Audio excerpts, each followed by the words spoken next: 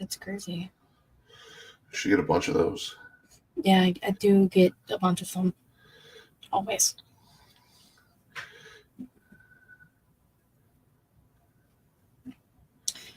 Three for the group chats. Hey, what can I say? I'm efficient. What can I say? I'm in the same fucking group chat as you. Also, so we're in Discord, and Will was campaigning for me in the Discord for my roster.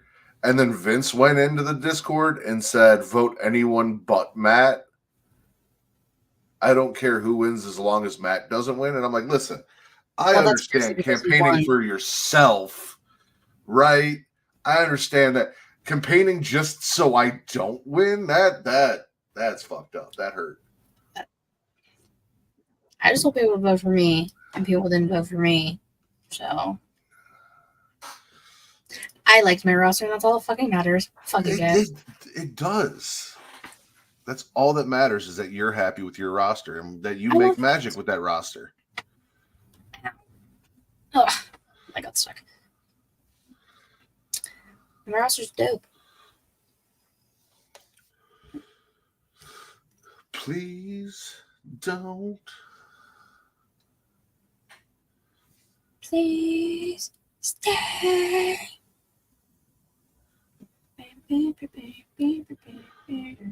That's what's playing on the Instagram video.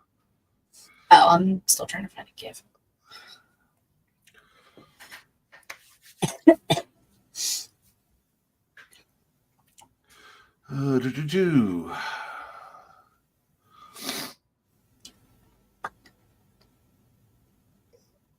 Yeah, I texted him. He didn't answer. So maybe I'm not showing up. He might not be showing up. It happens. This isn't a Reek situation where, like, I talk shit and then he shows up. No, those situations are funny because we, like, didn't realize it was a thing. Literally every time. Every time. I'd have to go back and watch, like, all of the fucking live streams to watch it happen. That's okay. If Vince doesn't show up, we have time to rant then, because I've got a couple rants. One. What's your rant? Darby. Oh, see, mine's Cody. Oh, okay. Well, no, that should also piss me off. That's in a spit, so. My rant probably isn't what you think it is. I mean, you have me intrigued.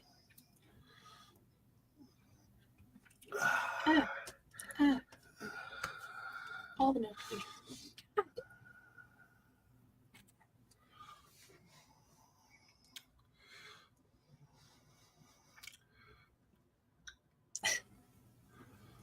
I hate when, like, the upper part of my back is itchy and my arms are too small to reach. Get longer arms. Okay. That's not fucking possible. It is possible. Go to the store, get some arms. Let me just go to the arm store real quick. This guy. Army surplus? Where do you think I got these guns? Oh, boo. Boo this man. Yeah, well. It's funny.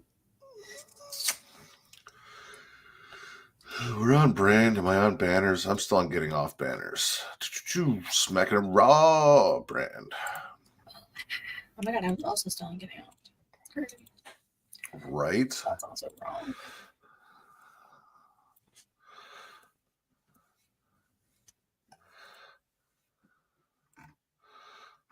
He's not here, so I took him off. Fair. He hasn't texted me back, so I don't know that he's coming. If he shows up, I'll add him. Should I call him and try and wake him up? That's up to you. I mean, it's the same time every week.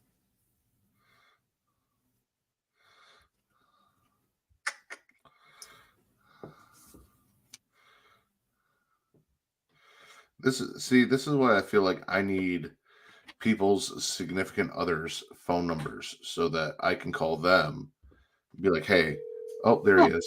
Well, never mind. You don't have to call him. Then I'll add him back in.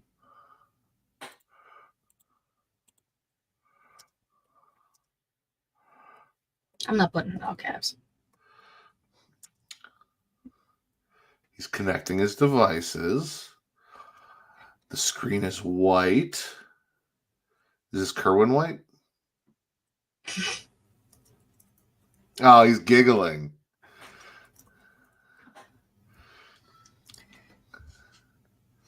Are you alive? Just wake up? Yeah, I'm here. My laptop died I think yesterday or whatever, and didn't charge it, so it's running on 1% power, so it's slowly picking up speed as it connected to the charger. But also I just got home maybe 15 minutes ago, and I didn't take any lactate pills, and I went to go get some tacos, and there was queso with my beans, so I had to make a pit stop before getting on the show.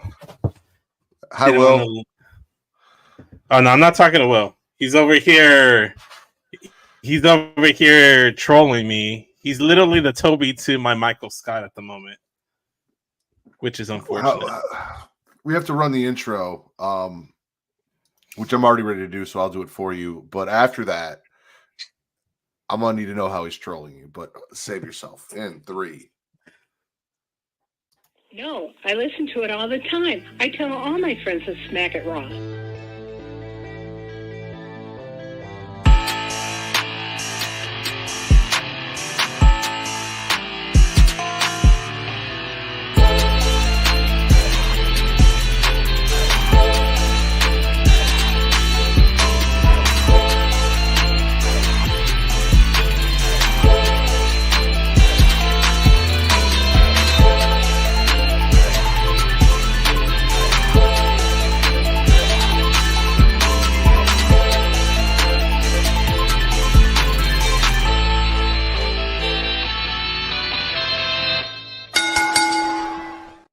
Following podcast contains mature content. The views and opinions expressed by the host are not necessarily those of the host. Listener discretion is advised. Ladies and gentlemen, welcome to the #1 wrestling podcast on your favorite spicy site, Smackin It Raw. I am your host, the patron saint of podcasting, the Warden Matt Ritter, and I'm here with my co-hosts this evening.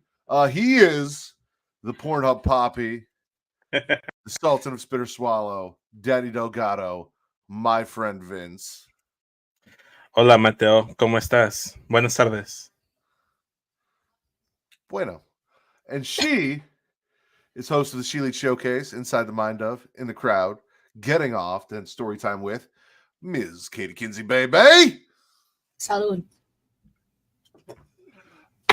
How you guys doing? Well, before we get into how you guys are doing, Vince. Yes. How is Will trolling you? So ever since we did the draft episode for Getcho, the ethnic draft, he's been personally insulted that I made him smaller than everyone else. Didn't intentionally make him smaller than everyone else. I just kind of photoshopped everybody's head and put it on the body, and based on the angles of the AI generated images that were there, Will matched up the best with that one. And then he thought I was doing him dirty by putting baby fetus Dom in his graphic for his roster because he drafted Dominic Mysterio to the white delegation. We remember that, yeah. No, I remember that. So you were negligent in your duties as a graphic designer. Oh, how no, is not he negligent. Controlling you? It sounds like you were. Ever since then, he hasn't. He's just been a little bit more what's the word? Hostile, I guess. Hostile towards me in chats and in group chats, and then with the with our WWE draft that we did, he's consistently doing Matt is Ritter. Maybe he did feel Matt is Ritter. Yeah, no, I honestly, that's just him supporting a good friend. Ritter. Great draft, Vince. I don't understand. That's not a personal slight against you. However, the man who goes into a Discord chat and says anybody but Ritter and is campaigning just to make sure I lose. Now that is trolling. That is a personal attack. You know why that was because a you're personal jealous mission? that I had a better draft than you. Listen, I will go ahead and personally just say, hey, you won regardless of I'm not gonna sit here and be like there's technicalities. Matt won regardless. I did feel like Katie and I had more votes and it would have been a closer race. Irrelevant, neither here nor there. But that was the whole point. And I don't know if Will was really supporting your roster because he liked it better, or he was just rooting against me. Wow. And TC and Jayland liked my roster better, and they broke it down. Yeah, literally everybody was like, "Oh, Matt's roster's fucking dope." I was like, "I'll just go fuck myself then, guys. Thanks. See you later." I know one person. I know two people who voted for me, and that's Pretty Kyle and Savannah. Homies. I had a friend vote for you as well. Like I sent it to like a few group chats. Yeah, Vince was outsourcing. You outsourced too. Will went and outsourced for you. He literally shared. Didn't outsource. I didn't campaign. I said Will. I said I didn't say Matt. You said you outsourced too. I didn't outsource. I said Will outsourced too. He went into his Discord chats and said, "Vote for Raw as Ritter," which is when you started to like get ahead in the votes. Regardless of the fact, did a great job. Voted. Regardless of the fact, you know it's done. It's whatever. It's whatever. But yeah. Well, he said hello, Mateo, hello, Katie, hello, Vince. I don't feel like there was any shade there, but neither here nor there. We know how Vince is doing. Katie, how are you? A little bit of a headache. A little bit of a headache. This is not helping. Yelling at each other. Yeah. No. Other than that, I'm fine. I haven't left my house in like 24 hours because I don't like people. Fair. You got to watch a really good movie last night, though. We did watch a really good movie last night. I am going out tomorrow 2 separate times. So, like, that makes up for not going out, leaving my house today. So, I have friends. Kind of. Well, if you guys are watching us live, which doesn't look like anyone is, but if you guys tune in at some point to listen to this and you want to catch us live at twitch.tv/creationworld, where if you have Amazon Prime, you have Prime Gaming. If you have Prime Gaming and a Twitch account, you can link those two. You know, you take the Twitch account and you take the Prime Gaming, and then you put them together, and something magic happens. It doesn't even take 9 months. You get your free sub every month. Every single month. Costs you absolutely nothing. You give it to your favorite Twitch streamer. You give it to me. You give it to Katie. That's how fingers work. You give it to Will over botched spots and the chair shots and the Rivet City radios and all of the stuff they do. Katie's got an awesome show. Been accepting subs since 05. Talk about it every week. Go sub. Be her sub. Let her be your dom. Give her money. Pay pig. Whatever you're into. You know, she's down. I'm just here to fucking entertain you. And hopefully if I'm doing so, you want to come and you want to support us. And I would appreciate it if, you gave us any sort of sub. But at the very least, your free sub. You guys can also check us out at youtube.com/creationworld, where it is free to like, to subscribe, to comment. Katie, what does that do? It boosts the algorithm and helps find new listeners. New booty. I'm in the market for some new booty here on the Smackin It Raw podcast. Calm down. Miss New Booty. So with Miss New Booty being a thing, should probably write that down. We have an understanding about who I am. My wife knows. I love that me and Vince went like Black Lives Matter shirts today for whatever reason. By the way, shout out to Young Kings Wrestling. You guys can get these shirts. YKWrestling.com. I have one right here. I'm not putting it on. I am sweating. I'm the reason that the Wolfpack shirts exist, and why everyone's got them. So like, he petitioned hard for them, and then bought them and sent them out to everybody. and then I grew a few LBs and couldn't fit into the one you sent me, so I had to rebuy it. Hey, that's that. That's Listen, I got you one. Point is, go support our boys at Young Kings Wrestling. But also, Katie, what am I? Why is Miss New Booty a thing for me? Because you're a whore. That is correct, ladies and gentlemen. I am a whore. My wife accepts this as long as I keep it. Because, okay, so we were watching the Ashley Madison doc on Netflix, and this guy was talking about like how he was just looking for validation, right? And that they ended up doing a video that went viral, and then he got the validation and realized that that's what he was really looking for. So he like shut down his Ashley Madison account, but they still had all his information. Blah, blah, blah. And I told my wife, I'm like, see, look, I podcast for validation. I don't need to go on some like seeking married website for CD bullshit. Like, you have a great relationship. I'm not looking for that anyway. You're not on Reddit looking for that. I'm a whore for your entertainment, ladies and gentlemen. I do my whoring on the internet live every week, every Saturday, every other Sunday, and now on Thursdays starting next week. We'll talk about that in a second. But that's where my whoring comes in, right? I'm not looking for side pieces. I'm not looking for any extra action. Like, my wife keeps me very satisfied. You guys know that if you watch any of our shows, because I talk about it all the fucking time, even though she tells me not to.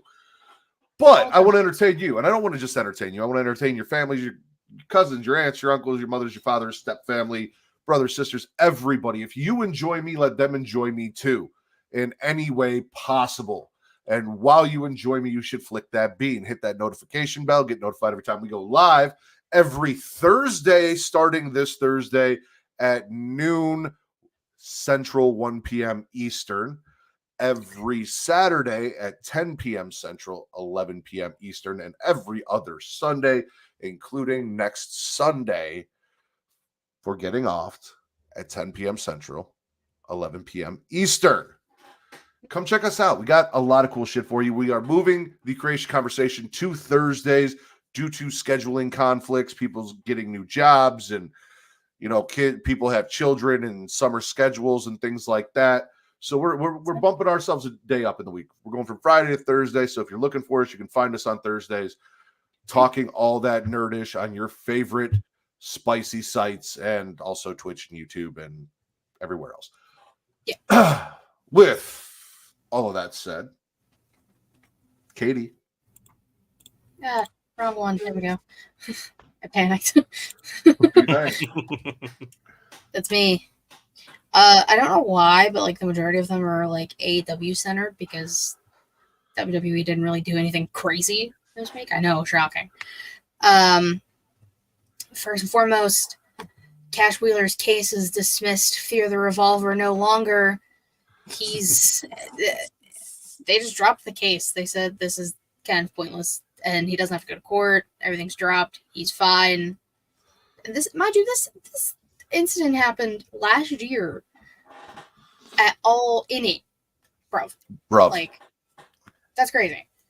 And now they're just like, he's fine. Then what was the point? I just don't understand. Yeah, so he's fine. And then I guess like after Dynamite, the crowd was chanting, "He's not guilty," and then the bald one, Dax, was like, "Where were y'all in courts like 10 months ago?" I was like, you guys are dumb. This is stupid. So, can I ask you? So I had to watch Dynamite on DVR, and they had a little overrun, so it cut off before the final match ended. Mm-hmm. So I didn't see the end of Dynamite. Did I miss anything interesting? So the end of Dynamite, we saw. Did you see Team AEW getting beat up at all or no? No. The match was still going. Yeah, they had like a really long overrun. Now that I think about it, it went like 15 minutes over. Yeah. I bet it basically 15. Oh. What was it called? 15. Yeah. 15. But yes, so that happened, and then they start beating everybody up, and then we get the fourth member of Team AEW come out because Eddie Kingston got hurt. He's like legit hurt. Yeah, so they announced the fourth member of Team AEW, and I was like, this is the worst person you probably could have chose. There are so many more people you could have chose. Oh, based on something that we said in the pre-show, I think I know who it is. So that's a spit. What else you got for us? There. Don't worry, we'll get there. This is actually the only. Wait, hold on. Just kidding. There's 2 WWE things. This is one of them. Charlotte Flair is going to be an indie movie, and based off of the synopsis of the movie, I'm intrigued. I'm invested. I don't care if it's Charlotte or not. She's going to be in an indie movie in one of the lead roles called "You Lose, You Die." I know, crazy. This You're is just what excited the to see Charlotte synopsis Flair says. die. Well, I don't know if she will die, but we'll see. The film follows a sociopath tech expert who runs a popular show on the dark web with 2 other sociopathic tech experts. On the show, thousands of viewers vote on games and challenges for prisoners to participate in. If the prisoners lose, viewers vote on the weapons the sociopaths use to kill them. Jesus. I was like, count me in. Sounds like a ball. Okay. So yeah, that's what she's gonna. No. What? Stop it. What? Get him out. Stop. Oh, Yeah, so that's happening. What else? Oh, this was like their AW's doing like this YouTube thing, kind of like where they just like sit down with wrestlers and just like have a meal and they watch like wrestling and talk about matches and stuff. I saw the commercial out. for that.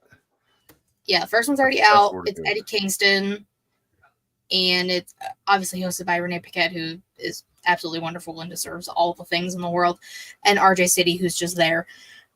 It's Renee's show. RJ's kind of just tagging along at this point, if I'm gonna be honest.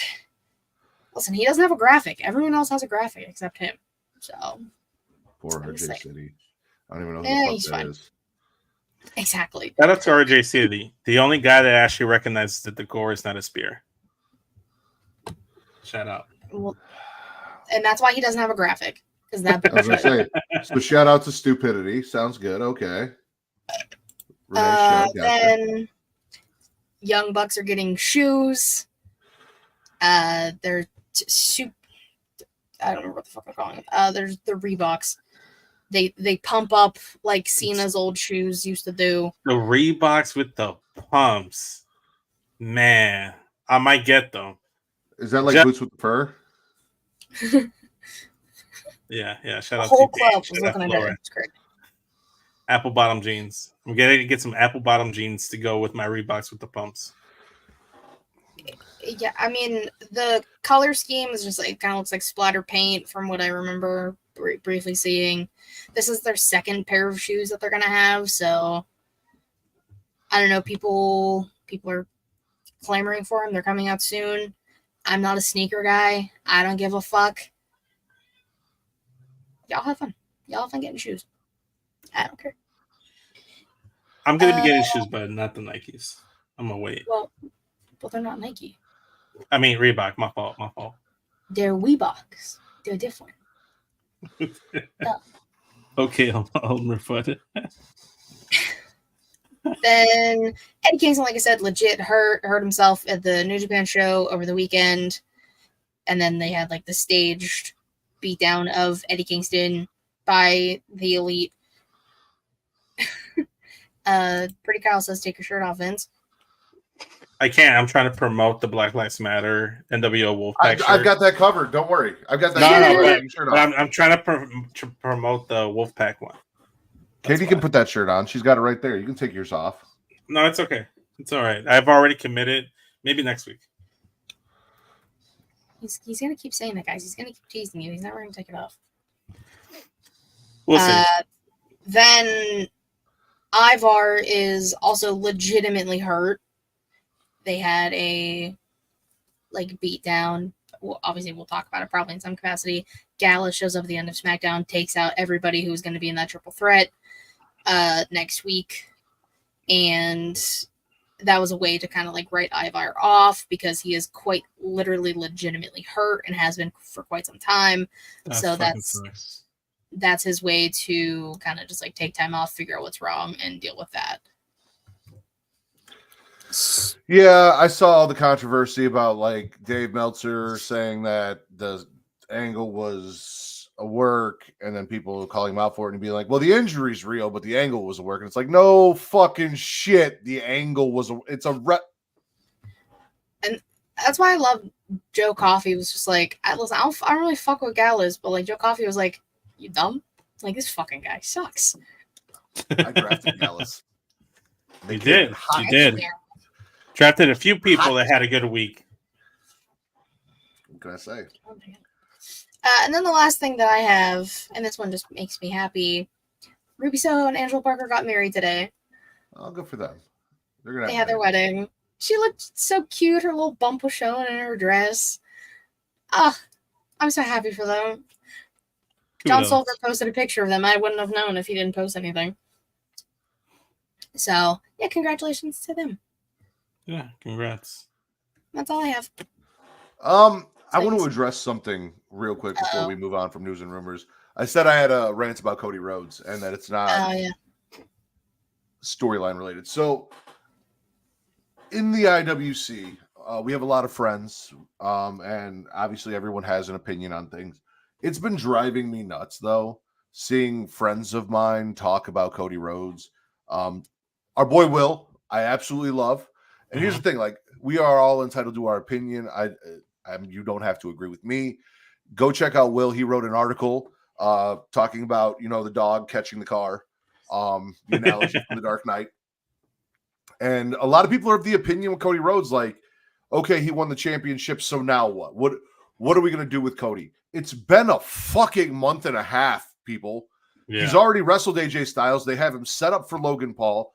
Chris from Heels for Life was saying that they didn't deliver on the promises from Cody, and everyone's talking about how everything basically Cody as champion has been bad. I don't like you haven't even given it any time, and how people are turning on Cody. I don't fucking understand it. Like, what did you guys think was going to happen when Cody won the title? Like, that we were immediately going to magically day one create a very in-depth 2-year-long feud out of fucking thin air? Like, things have to build, things have to happen. You need to give things some time to work and build and get somewhere. I know Chris is a huge fan of Swerve, and I'm trying to figure out what Swerve is doing that Cody isn't, that makes Cody's run so terrible and Swerve so great, or why everyone is so down on Cody Rhodes all of the sudden. Because they're like, oh, they're chanting, we want Roman. Well, yeah, I'm sure they do want Roman. That doesn't mean they don't want Cody. They just want Roman back. Maybe they're not happy with Solo running the group. Maybe they want more bloodline story. Thank you. Cody is still in the introduction phase of his reign, just adding notches to his belt right now. Nothing wrong with that. Thank you, Kyle. So if I don't want to interject and cut you off, and I want to let you keep going, Matt, but if I can add when you're done, just let me know, and then I'll add to go ahead right now. What do you got? Okay. So to go on what you were saying, right? A lot of title reigns have barely just started since the end of WrestleMania till now. Bayley is now the new WWE Women's Champion. We have a new Women's World Champion in Becky Lynch, a new World Champion for the men's in Damian Priest. We have a new IC Champion. We have new tag team champions all around. The only title that hasn't changed is Logan Paul's US title. Literally all the other titles have, they haven't done anything. They're literally just barely building up a crescendo for all these title defenses. They can't just focus on the one, and new speed champion as well. Shout out to X. They got the speed title exclusive rights over there. So not only do you have all these reigns that are barely just starting, you're just hitting a soft reset. I was talking on Getcho this week. Go ahead, check out the episode. Cheap plug. I feel like it's a soft reset, a factory reset of things to come. You got to give it a time. It's a brand new fucking season. You're not going to get all the cliffhangers from the end of season 7. No, it's Better Call Saul took a minute to get started after Breaking Bad.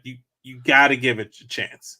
And then also too, my whole thing with the whole Cody thing, it's again, just barely starting. What would you expect? The Rock and Roman to pick up that feud right away? Him to interact with the new bloodline? Why? You have to build up this new bloodline. You have to build them up before they interact with Cody. You know, you can't just like you're gonna derail both or one of the other. Can't pull all the anal beads at once. The goes for the gradual process. That is a fact. That is an absolute fact. I don't understand why everyone's like, oh, now Cody's champion. What do we do? Like, there's a shit ton of heels in WWE for him to work with. There's endless pot. Like, it's not like, okay, he won the title and now he's no longer interesting. He's still cutting great promos. Yes. He's still fucking Cody Rhodes. Like, I don't get why everyone's like, oh, they put the title on him and now I didn't want him to be a Roddy Piper that just chased the title for his entire career and never won it. Like, Daniel Bryan, be satisfying. Daniel Bryan once famously said, "You fans are fickle," and they are, because when Daniel Bryan won the title, if he didn't get injured, they would have turned on him. They started to turn on Kofi when he won the title. Every single person that's a babyface and just wins the title, they turned on them. They turned on Cena. They don't like babyface champions. They turned on John Cena, Matt. Like, they turned on John Cena, like the GOAT. Katie never did. I turned after he squashed and beat Rey Mysterio for the title the very same night he had just barely won it. Like, that's they could have given been there. Should have took the title and left. I personally don't get it. We're going to talk about Cody here in a little bit, but well, I guess as an introduction to that, ladies and gentlemen, it's time for what you guys are all here for. Spits and Swallows. Let's kick it off right off the bat. We're already talking about fucking Cody. I will kick it off. I'm spitting an argument that we have been having in the group chat for about 2 weeks now. So last week we came on and Katie and I, based on what was said on SmackDown, we're fairly certain that this was a title versus title match. Vince is like, I don't think it is. I'm like, well, Cody talked about being U.S. champ, becoming Grand Slam champion, like this and that. Our boy TC from Young Kings Wrestling is in the group chat. He's like, it's champion versus champion. It doesn't seem like the titles are on the line. That's the way he interpreted it.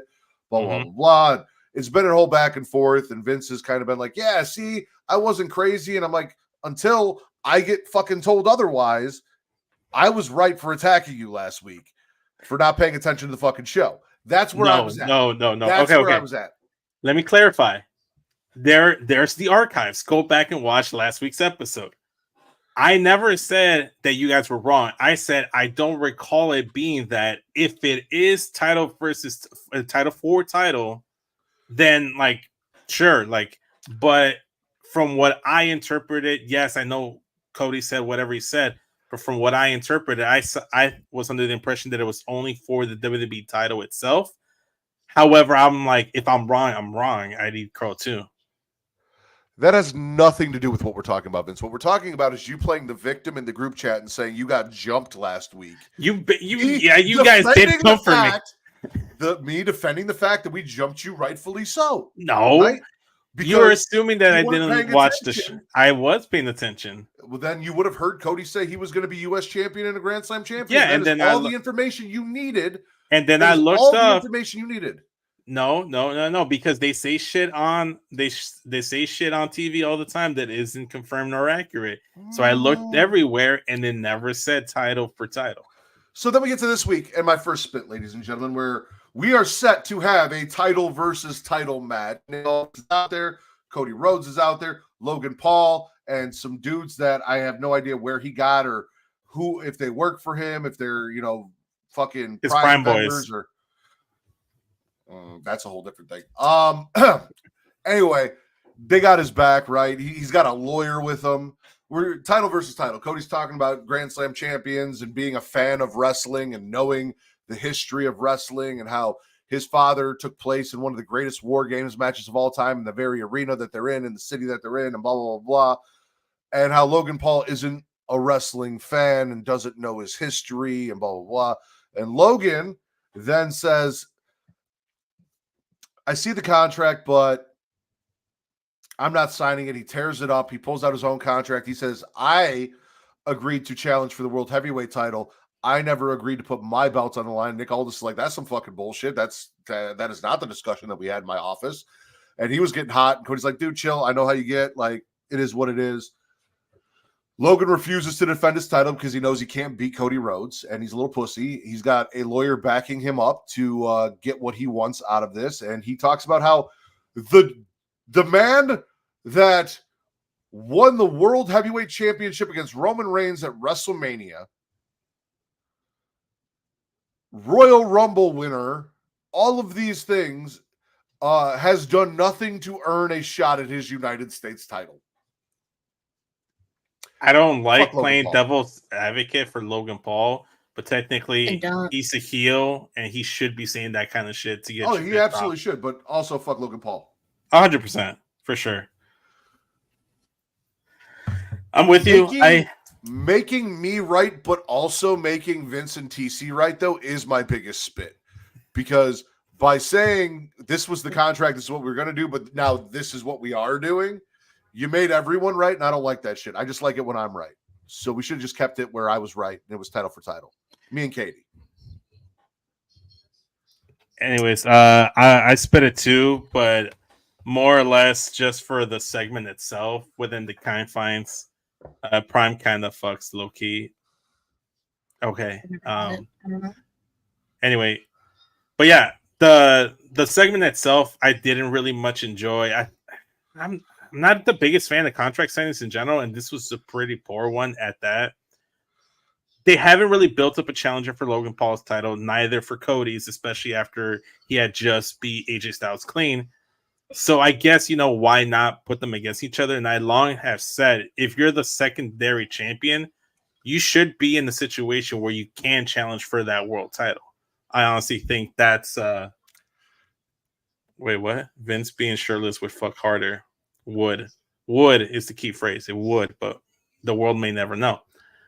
But yeah, back to my point. That's just kind of where I'm at. I just don't really care about this Logan Paul Cody Rhodes match.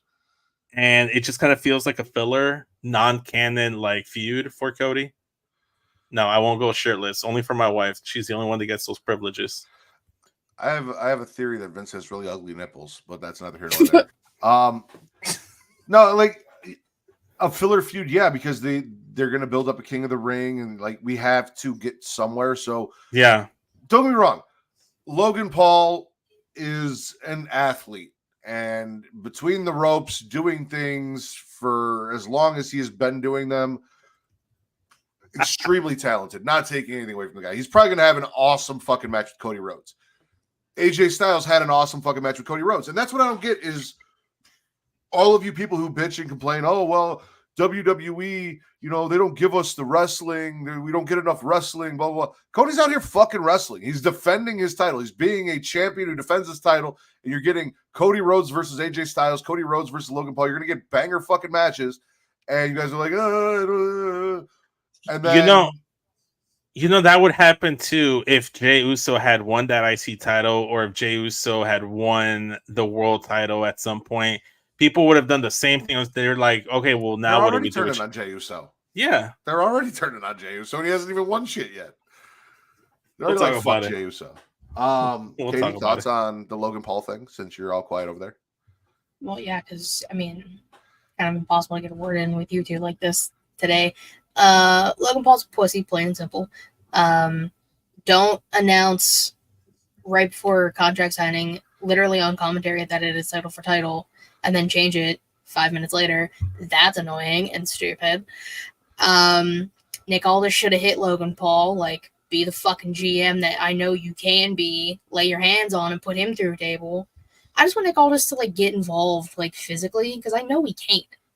Nothing is stopping him. Your champion is going to stop you? That's pussy shit, Nick Aldis. You're not going to stand for this. Lay your hands on someone, damn it. Please. I already saw pulled your article somewhere. and respectfully disagreed, Will. I saw somewhere. I can't recall where. It might have come from PWI or somewhere, right?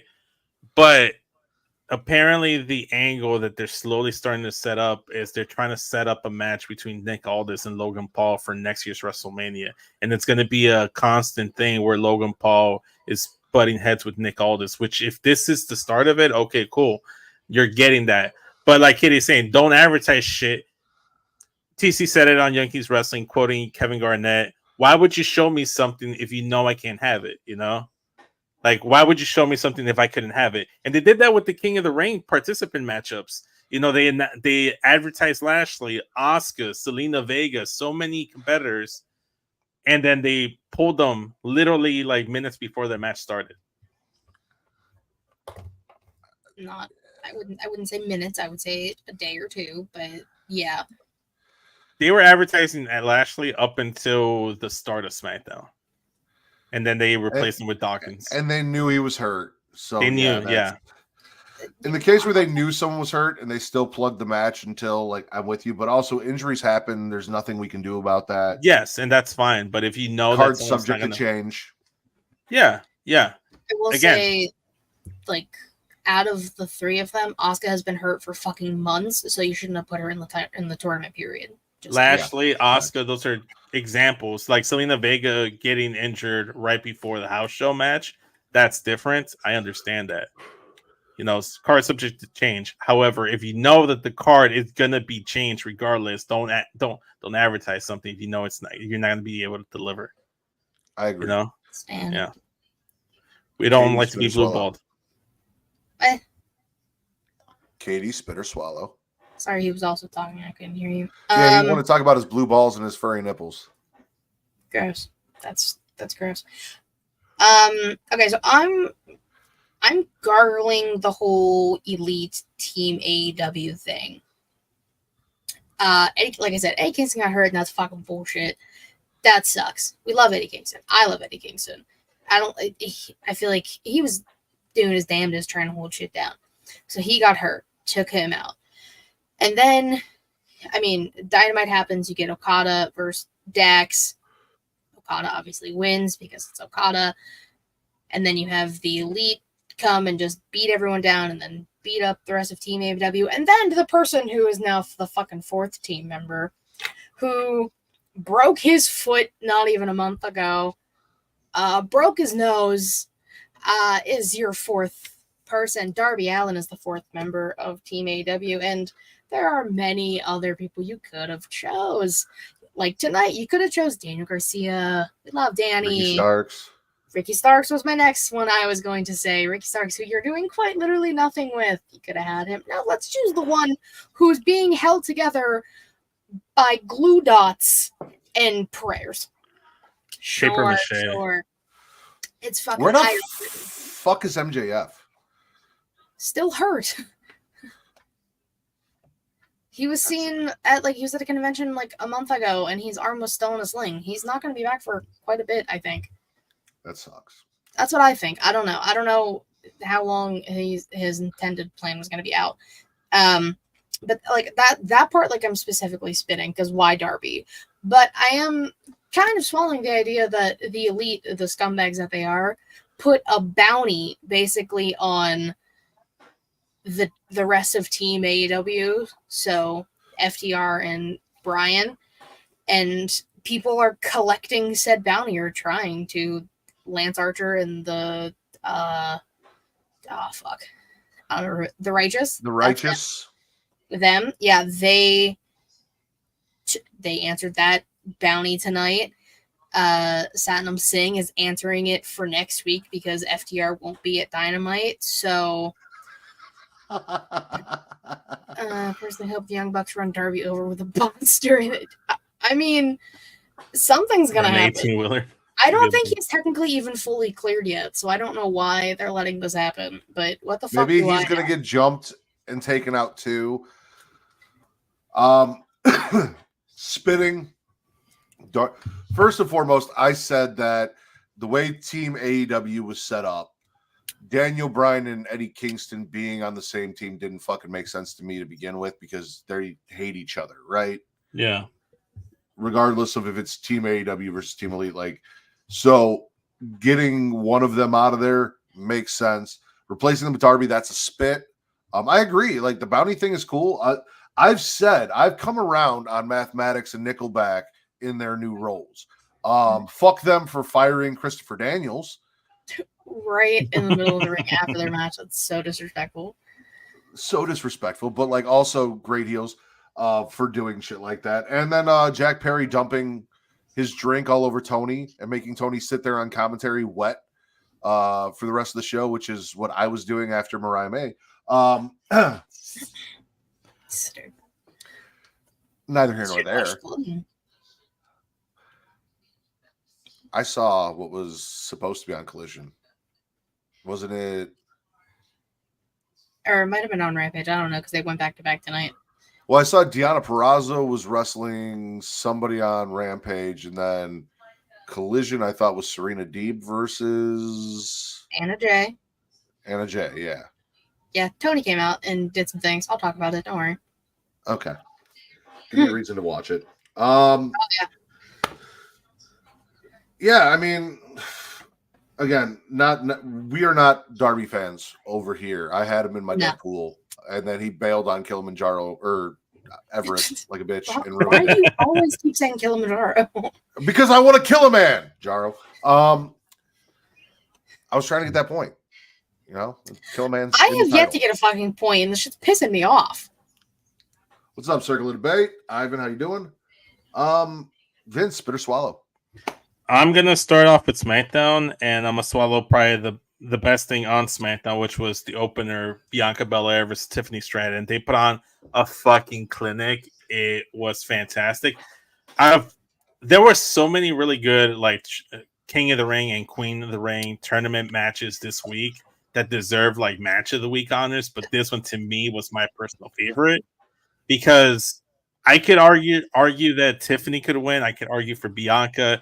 They teased us with the Bianca knee injury. She's very good at selling her injuries. She's very good in the ring. She's a fantastic storyteller. Both women killed it. It was a fantastic match. Now we got Bianca moving on to the semifinals. It was a good match. Kicked off SmackDown the right way. I'm swallowing the match. I'm spitting the fact that the match was shrouded in bullshit. Yes. We talked about this last night, not on a podcast, but I am not someone to sit here and tell anyone whether you should or shouldn't be offended by something or whether you should or shouldn't consider something that was posted by Tiffany Stratton as racist. That's not my place. I'm not going to tell you if I thought it was or I wasn't. It's not my place. It's an individual's perception of an event. If you felt that it was out of pocket and racist, you are completely entitled to your opinion. If you didn't, you're also entitled to that opinion. I'm not going to sit here and tell you should believe one way or the other. However, Bianca being pregnant and then people saying that Tiffany kicked her on purpose to kick the baby and all this crazy shit that shrouded this match, which was a great fucking match. Don't get me wrong. Tiffany, again, should not have posted what she posted. We've talked about posting things regardless of their intent, how they can be perceived, regardless of blah, blah, blah. Shit like that shouldn't be posted because it can be taken and perceived and blah, blah, blah. Yeah. So not necessarily that, but just like the Bianca being pregnant shit and kicking the baby. And then if she was pregnant, why the fuck would they let her wrestle? Wrestle if she was pregnant or not pregnant and how long into a pregnancy you can wrestle. Like, shut the fuck up and enjoy the wrestling. Like, Allison said that it's probably that they would end up getting a surrogate or something anyway if you watch the show. So, like, yeah, maybe go watch the show with them and learn some things about them. Great show. Whatever. Right. Swallow the match, spit the IWC and all their fucking bullshit. The way you said shut the fuck up reminded me of that interview that Eminem did way back when he was in the middle of that beef with MGK. And I think I need to clip that little sound bite. I was like, shut the fuck up. Shut the fuck up. So you saying Tiffany lost a handicap match? Is that what you're trying to tell me? That's what Jesus is trying to say. No, listen. People speculate. One person speculates, and it explodes into a cesspool of ridiculousness. The only thing I will say is people like to snoop. They like to try and figure out what the fuck is going on because they have nothing better to do. The best thing that came out of that is Angelo Dawkins trolling everybody because he's amazing. And let's see what the kid count is up to today on Montez's Ford's Instagram. Because I mean, it all started because he changed it from 2 to 3. Let's call that out right now. It is word of the day is pull out. Where did they pull out? Shout out to Angelo Dawkins. And now on Montez Ford's Instagram, he is now a father of 11. He keeps adding more. And he's in on it. Like they know it's a joke. They know that everyone's fucking stupid and they're laughing about it. They're laughing at you all being stupid. Congratulations. Mm-hmm. Congrats, yeah. Idiots. Couldn't let me enjoy this match in peace initially. Well, all right. I'm gonna stick to SmackDown with you, Vince, because I'm happy about something. Because I heard you talk about it on Get You, where you're like, well, Matt said, we might get Jay versus Tama and blah, blah, blah, blah. And I know where you're going. Tama Tonga and all of the weird mouth noises that he made prior to his match defeats LA Knight. We build a feud between probably two of the most talented and cockiest people on the roster in LA Knight and Carmelo Hayes between their two matches. Yeah. Both of them taking L's because Randy Orton also lost or won. Randy won. Melo lost in the main event. But Tama won, so he moves on to the semifinals against Randy Orton, or I guess the SmackDown finals, and then there's the championship, however you want to look at it. Because they've been saying semifinals, which means this would be the finals, but the finals really happened at the pay-per-view. Yeah. Neither here nor there. And then on the other side, we have Gunther and Jey Uso, right? Men's King of the Ring qualifiers. Jay qualified. No, Jay and Dragunov. Gunther faced Kofi. Jay qualified. Gunther qualified. Okay. I knew what you Yes, meant. Jay defeated Dragunov. Gunther defeated Kofi. They qualified like Randy and Tama qualified. So now we have, I'm going to tell you right now, the one matchup I do not want to see is Gunther versus Randy Orton. I don't. Yeah. King of the Ring. I don't. I know they pushed Randy's never been King of the Ring. I don't really give a fuck at this point if Randy gets King of the Ring or not. Randy's done so much in his fucking career. I don't need to see Randy at this stage win a fucking King of the Ring. It isn't going to mean shit for him. King of the Ring is one of those things that you win to elevate your career, not to like put another notch in your fucking bedpost, right? Like, it's not one of those things. This is to build someone up. This would help push Gunther into the next, the main event for guys like Cody and Priest. This would help Tama establish himself as this dominant force along with Tonga Loa and Solo Sikoa and this new iteration of the bloodline. This would help move Jay and, his entrance and the Yeet and all of that to, again, solidify him in that main event Jey Uso, he's now King of the Ring. Everyone benefits but Randy Orton. I do not want to see Randy Orton versus Gunther. Randy versus Jay, maybe, because that means Jay's probably going over. I'd hate to see Tama lose, though, with what they're building. So give me Jay versus Tama. Give me Gunther versus Tama, because, again, Gunther and his style versus a guy who's coming from New Japan and has worked a very strong, rough style, who is a violent person. I want violence. Just give me fucking violence, right? Especially with Gunther. I want two men to go in there and beat the living piss out of each other. Wait, so you're okay doing Jay versus Randy because you feel that Jay's going to win? Yes. So you don't feel confidently that Gunther versus Randy, that Gunther would win? Do you think it'd be more 50-50, or do you think Randy has more of a plausible... I just have no interest in seeing Gunther versus Randy in a match, to be honest with you. Not for King of the Ring. Yeah. I feel like Randy would make Jay look like $1 million. Gunther doesn't need Randy to make him look like $1 million. I think it'd be a good match. Jay's getting all that shit about only having two moves and the same move set it as his brother and this and that, blah, blah, blah. Jay and Randy would have a fantastic match. Randy would make Jay look like $1 million. He would. Randy and Gunther, yeah, sure, they'd probably have a good match, but Gunther doesn't need Randy to make him look like he's fucking Gunther. He doesn't need that. Randy's fucking Gunther.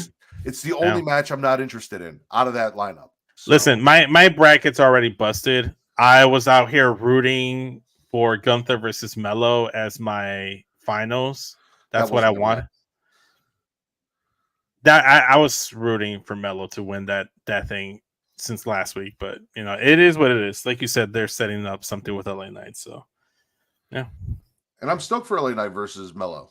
No, that's gonna be good. They got like a lot of heat behind that feud and just 2 or 3 backstage interactions.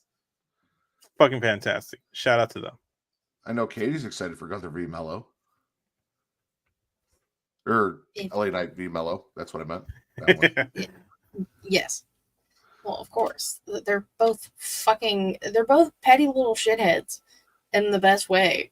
So it works. Just like the trash talking between the two segments that they've done, like, well done. Spelling Bee champion Mello, like, come on. That shit was funny as hell. Told him to go sit down. I love it. Katie, spit or swallow. All right, I'll be positive for a second here. I'm gonna swallow Lillian Garcia getting in the ring with Samantha and making me one of the happiest people all week until Darby came out. That was one of the coolest moments. Like Lillian even said she kind of just like drove to like Raw and like see everybody. She wasn't expecting to like come out and be in the ring, but Triple H was like, "No, go ahead, do this." And it was cool that she got to introduce Kofi because she introduced Kofi for a lot of his career. And then you had Samantha introduce Gunther, and that's because that's one of the like main introductions she's been doing. So it was cool to see like the physical passing of the torch between the two of them because ladies get it done. And I love both of them, and that makes me so happy. I don't know. I hear women are too emotional in wrestling, Katie. That's what TikTok's been telling me. TikTok can suck my dick. TikTok gets a little too emotional for it. Anything in general. I'm sorry. The TikTok's been telling me that, and also apparently Kansas City Chiefs kickers have been talking about women and what they should do. That fucking guy. You're gonna stand there. You kick a fucking football. Congratulations, I can do that too. You're gonna stand there and tell a room full of women who just busted their ass for 4 or more years and be like, yeah, you guys did it. Congratulations. But also, you're just gonna be wives and mothers. Congratulations. That's all you really were. He's said so much worse shit since then too. I stopped seeing it because I have blocked it out because it irritates me to my core, and I'm trying to get better at not being angry, and that doesn't fucking help. I just love that a guy who plays for a team that's mostly famous outside of NFL fans for the fact that one of their players is dating Taylor Swift is telling women that they should be at home cooking and raising children. Also, Patrick Mahomes literally credited a woman for helping him win the Super Bowl. So, and also now that guy's fucking jersey is like the #1 bestseller. If I see any man wearing that, you're getting punched right in the mouth. I don't care. Buy me rings on all 10 fingers on fucking sight. I see any woman wearing it too, we're scrapping. Point blank. Whoopi Goldberg apparently. Fuck Whoopi Goldberg too then. Like, anyone defending this man, y'all can suck it. Jesus has embraced the hate. No. I have a headache. A woman who's had like a huge career of her own is anyway. His mom was like, I can't. We need to move on. I'm gonna my head's gonna explode. I'm so glad I didn't run into any of that. On the bright side, we've got women like Samantha, Lillian doing their thing on Monday Night Raw. Yeah. Having careers, being successful, not needing no. I'd argue that Samantha's more successful than Ricochet. Neither here nor there. Do your thing, ladies. I mean, she's not the speed champion. So the belt that he doesn't even get to carry onto TV. It's exclusive rights to X. Vince, spit or swallow? Let's see. I'm gonna stay on SmackDown. I'm gonna go ahead and swallow. No, actually, I'm gonna spit women here, but it's more or less the results of the Jade versus Nia match. They had to get themselves out of this pickle because they're like, not going to give us Bianca versus Jade on a random SmackDown in Saudi Arabia. They're going to wait to build that up in a big time pay-per-view. Obviously, it's the reason we didn't get Dragunov versus Gunther on the Raw side in the men's tournament. But the way they set it up with Nia going to use the steel chair on Jade, Jade grabs the steel chair and then uses it on Nia. It's like did you just like forget in that instance that like I thought it made her look kind of like dumb for using the chair. That's a different conversation. I'm not gonna have that conversation. She should be in the tournament because she's one of the biggest stars in that women's division, period. She shows up and star power just like oozes out of her. I think what he means is if she wasn't gonna win, she should have never been in the tournament. Yeah, maybe that's the reason why Braun Breaker wasn't in the tournament either. So that's just kind of my whole thing with Jade. If you wanted to do a thing where she gets disqualified because of it, you saw the interactions with Jade's daughter there. Like, what if Nia goes and tries to attack her daughter and then she comes in with the steel chair out of rage? That makes more sense than just catching the chair shot from Nia and then swinging back at her. Yeah, but Talking shit to Jade's daughter and tried to whack her with a chair. So Jade, out of anger, got her licked back with the chair and it cost her the match. That's literally what happened. Facts. Don't even be like, well, no, that's literally what happened. Facts don't care about your feelings, Vince. All facts, no printer. All right.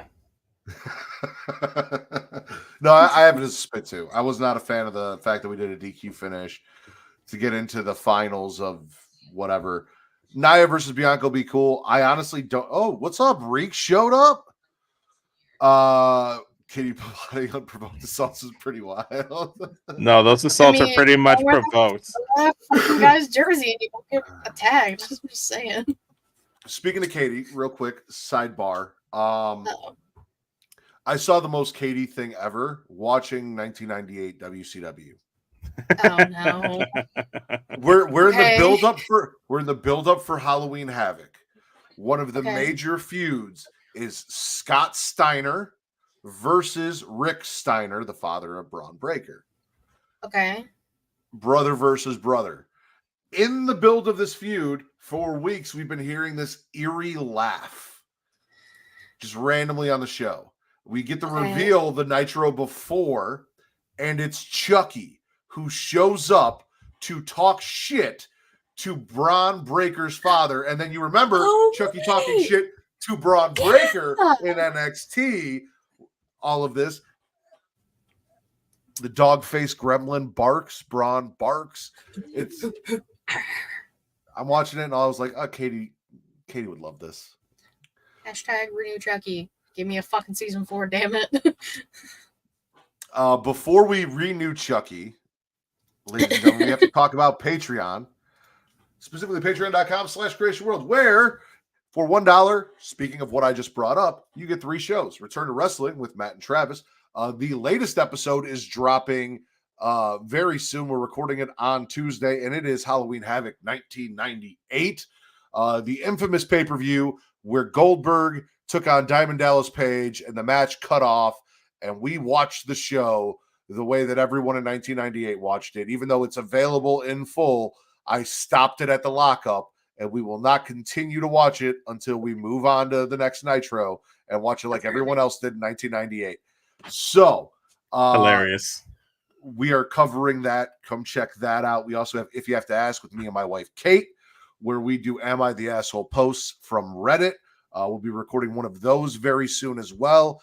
But our most recent one is available. The most recent episode, which is War Games 1998, Fall Brawl War Games, is available now. If you subscribe now, you'll already be ready when the new episodes drop. Speaking of new episodes, we also have Multiverse with Travis Amara. So if like wrestling's your thing and like, or not your thing, and Am I the Asshole posts aren't your thing, I don't know why you're watching this if wrestling isn't your thing, but like you like DC, you like comic books, you like the animated stuff. Travis Amara break those down. They're Yeah, no, okay. Thanks, Vince. Their most recent episode is Crisis on Infinite Earths, which just dropped on Max. The next episode is going to be Batman Hush. So yeah, go check out that. Subscribe to the Patreon. And if you got a little extra money in your pocket, you want to give us a little more support than just that $1, we have higher tiers. The higher tiers, the more you get. We don't take anything away. Everything at that $1 tier is available at every other tier, but we just add things on the more money you give us, including our show ad-free. However, Travis is here to tell you about my favorite motherfucking sponsor, how to spice up your life and make sure your significant other doesn't end up on Ashley Madison. To spice things up in the bedroom, then it's time to check out Adam and Eve. Because you see, Adam and Eve is the leading adult toy store that offers a wide range of products to help you explore your sexual desires. Whether you're looking for something to use solo or with a partner, they have everything you need to satisfy your cravings. From vibrators to lingerie, bondage gear to lubricants, AdamandEve.com has it all. And the best part, you can shop with confidence, knowing that all their products are of high quality and backed by a 100% satisfaction guarantee.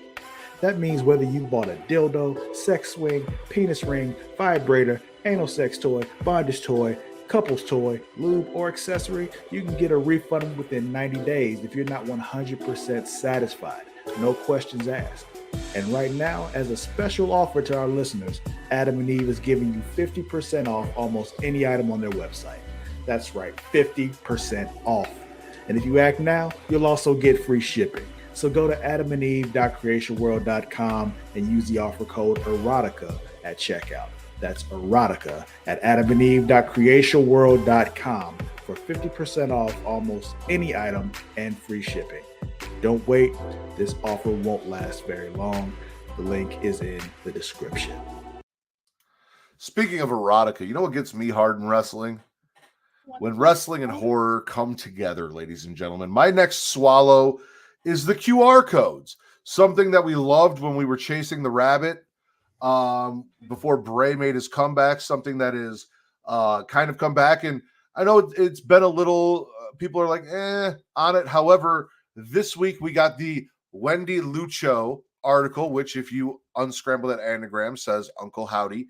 And it was an article about a missing woman. The missing woman is apparently the therapist that the Fiend saw in one of the early vignettes that they did. We also saw on WWE.com, I believe over on either Instagram or Twitter, they had a video where it was Wendy Lucho in like a grainy fucking thing, someone recording her coming into an office to sit down and have a chat.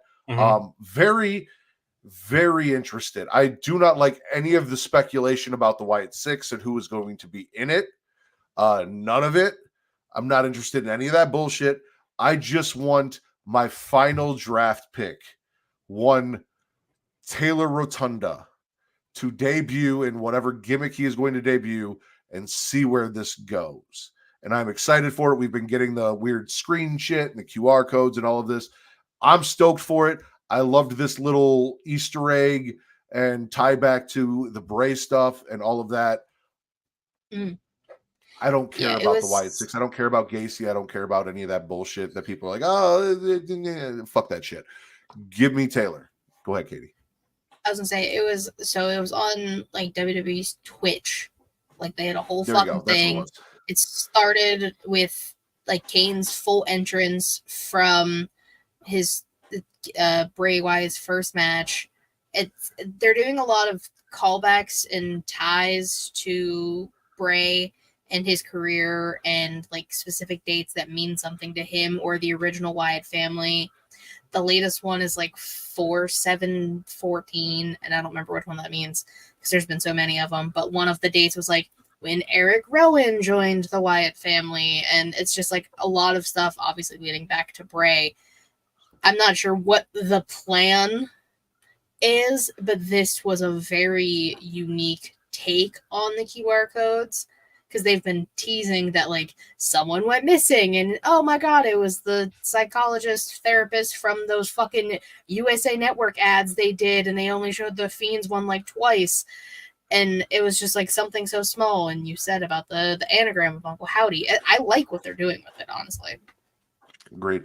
And I'm glad you brought that up because another thing that was in one of those QR codes was a picture and it had the date and the time for the Twitch stream and a floppy disk that said Twitch, but the T was separated. And everyone just focused on the fact that it said which and ignored that there was a T off to the side. which drove me crazy because I saw Twitch. I was like, oh yeah, it's gonna be a Twitch thing. So swallowing that fan.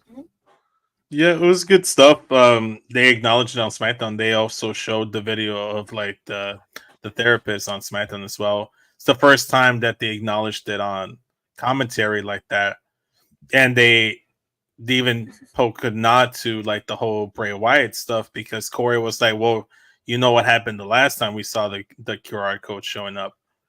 So we'll see what happens. I know you're not a fan of the speculation, but I like to wildly speculate things. So I've had my own list of who I would like to see in association with Bo, Taylor Rotunda, whatever. But I'm not gonna sit here and be like disappointed or upset if so and so isn't included. I just think there's so many Gacy's not on that fucking list. I don't care. As long as you see people like, let's say, a Dexter Loomis, for instance, get an opportunity to get on TV, something like that would make sense. I can see maybe even in Alexa Bliss, that one makes sense, and I know she would want to like put on a good. I miss Alexa. Yeah, I miss Alexa too.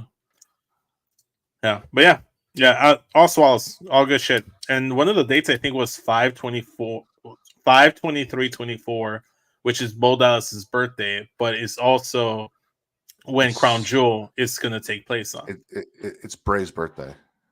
No, it was Bo's. 5/23 is Bray's birthday, and I know that because it's my best friend John's birthday as well. It's Googleable. It is Googleable, and I will be right. I will be correct. Is he Googling it?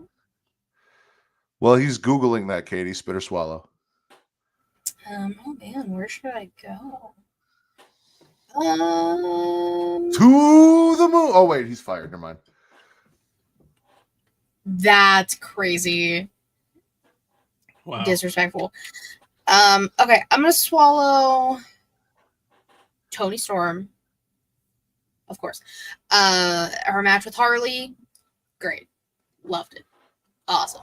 I love what they're doing. Then Serena, and this ties in. So Serena Deeb had a match against Anna Jay on Collision. And towards the very end of the match, Luther comes out and takes the flag that Serena Deeb comes out with, the Deeb's Dojo, takes it off of the pole, and then he like walks up to the thing after Serena Deeb wins, goes up to the top of the ramp. Mariah May, looking beautiful as always, hot girl graps, love her, comes out, they hold up the flag. Toni Storm comes out, gets behind the flag, derobes, as in throws her bra, takes everything off, and then wraps herself in Serena Deeb's flag, just being a saucy, saucy lady. And I love it. I love everything they're doing with Toni. This crazy behavior she's doing. Because who the fuck does that?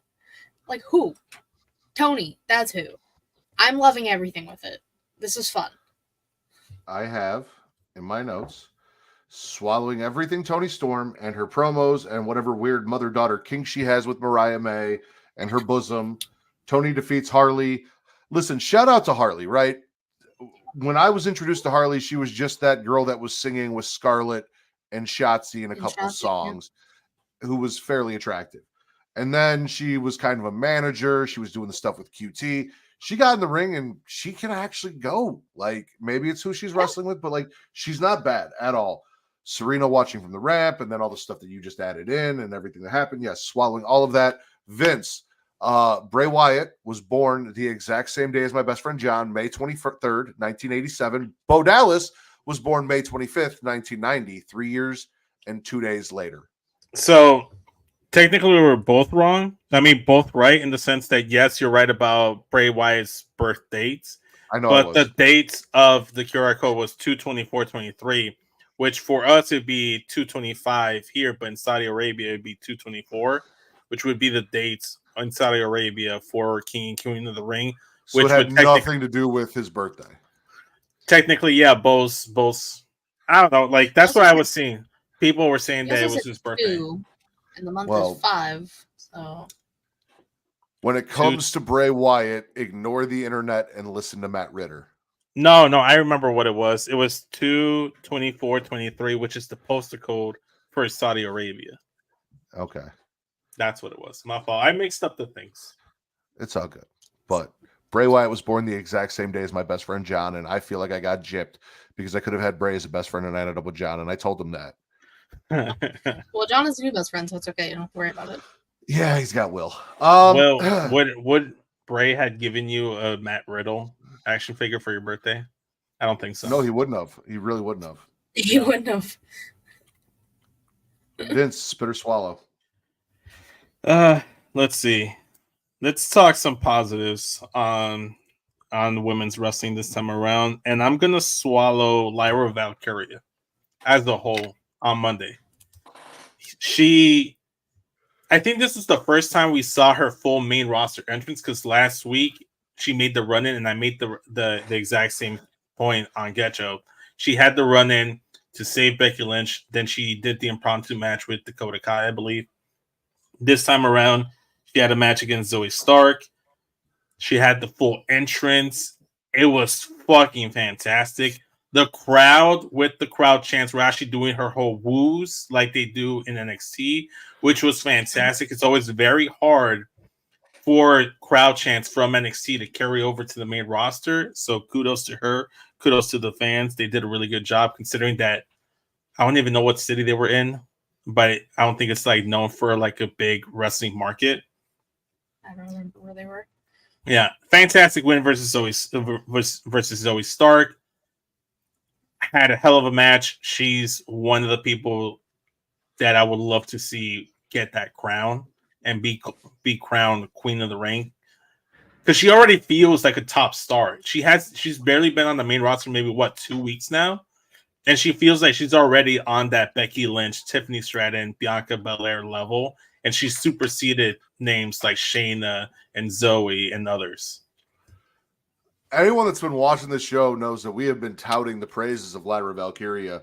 I have flat out said, again, also in my draft, that she is my favorite women's wrestler currently today. Yes. I fucking love her. I was very interested in her when she was Aphie Valkyrie in NXT UK. She came over to NXT and has been killing it. Huge fan of her. So yes, Vince, everything. And the fact that everyone but Will is coming around on her, because Will still considers her little Deonna Purrazzo or discount Deonna Purrazzo, whatever the fuck he called her and said he can't get into her. Not Deonna Purrazzo. Taya Valkyrie. No, he said baby Deonna. No, he said baby Deonna in my chat on Thursday. That's what it was. Jesus, disrespectful. I still don't like the little like feather things, but they're not as like pomp and circumstance that they were in NXT. I don't personally like it. Do you know what Valkyries were? I know. Winged warrior. I know. I'm well aware. I don't think it's good. Personally, ladies and gentlemen, since we're going to talk about things that we love, we're going to get positive. Let's get motherfucking positive, ladies and gentlemen. Because I know what this is.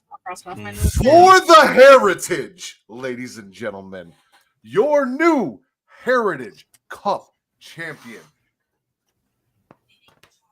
and my number one draft pick, Tony D'Angelo. Hell yeah. Tony D'Angelo. And listen, I got a little worried there, right? At the end, fucking Damon and whoever the fuck the other guy is that nobody cares about that's part of the New Quarter Catch crew showed up. I thought they were going to fuck some shit up. Good for you, motherfucker. Listen, I've been hearing you talk Godfather and all sorts of shit. I told you your rights have been revoked, Reek. You're not allowed to trash the Don and talk about Goodfellas. As an Italian from Chicago, I have that right. Your rights to talk mob shit have been revoked. They packed those men in the trunk last week. Mm-hmm. They're doing some shit. Tony comes in for the heritage. And listen, again, I love Will. It doesn't sound like it this episode. This episode just been me being like, fuck Will and his opinions, right? Will said fuck Will and his opinions. I'm Will down said on it that felt train. like a consolation prize. I disagree. You're not going to take the title off Obafemi. You're not going to take the title off Trick now. Tony's got to start somewhere. We start with the Heritage Cup. We put the Heritage Cup in the restaurant. It is for the heritage, ladies and gentlemen. My boy Tony, he pulled the win out. He got that motherfucking win, right? It wasn't looking good there for a second, but he got it. I had faith in my dog. Yes, Vince. I wanted to chime in, but I'd like to let Katie go first before I go in. You did until you left the chat because I was praising the Don.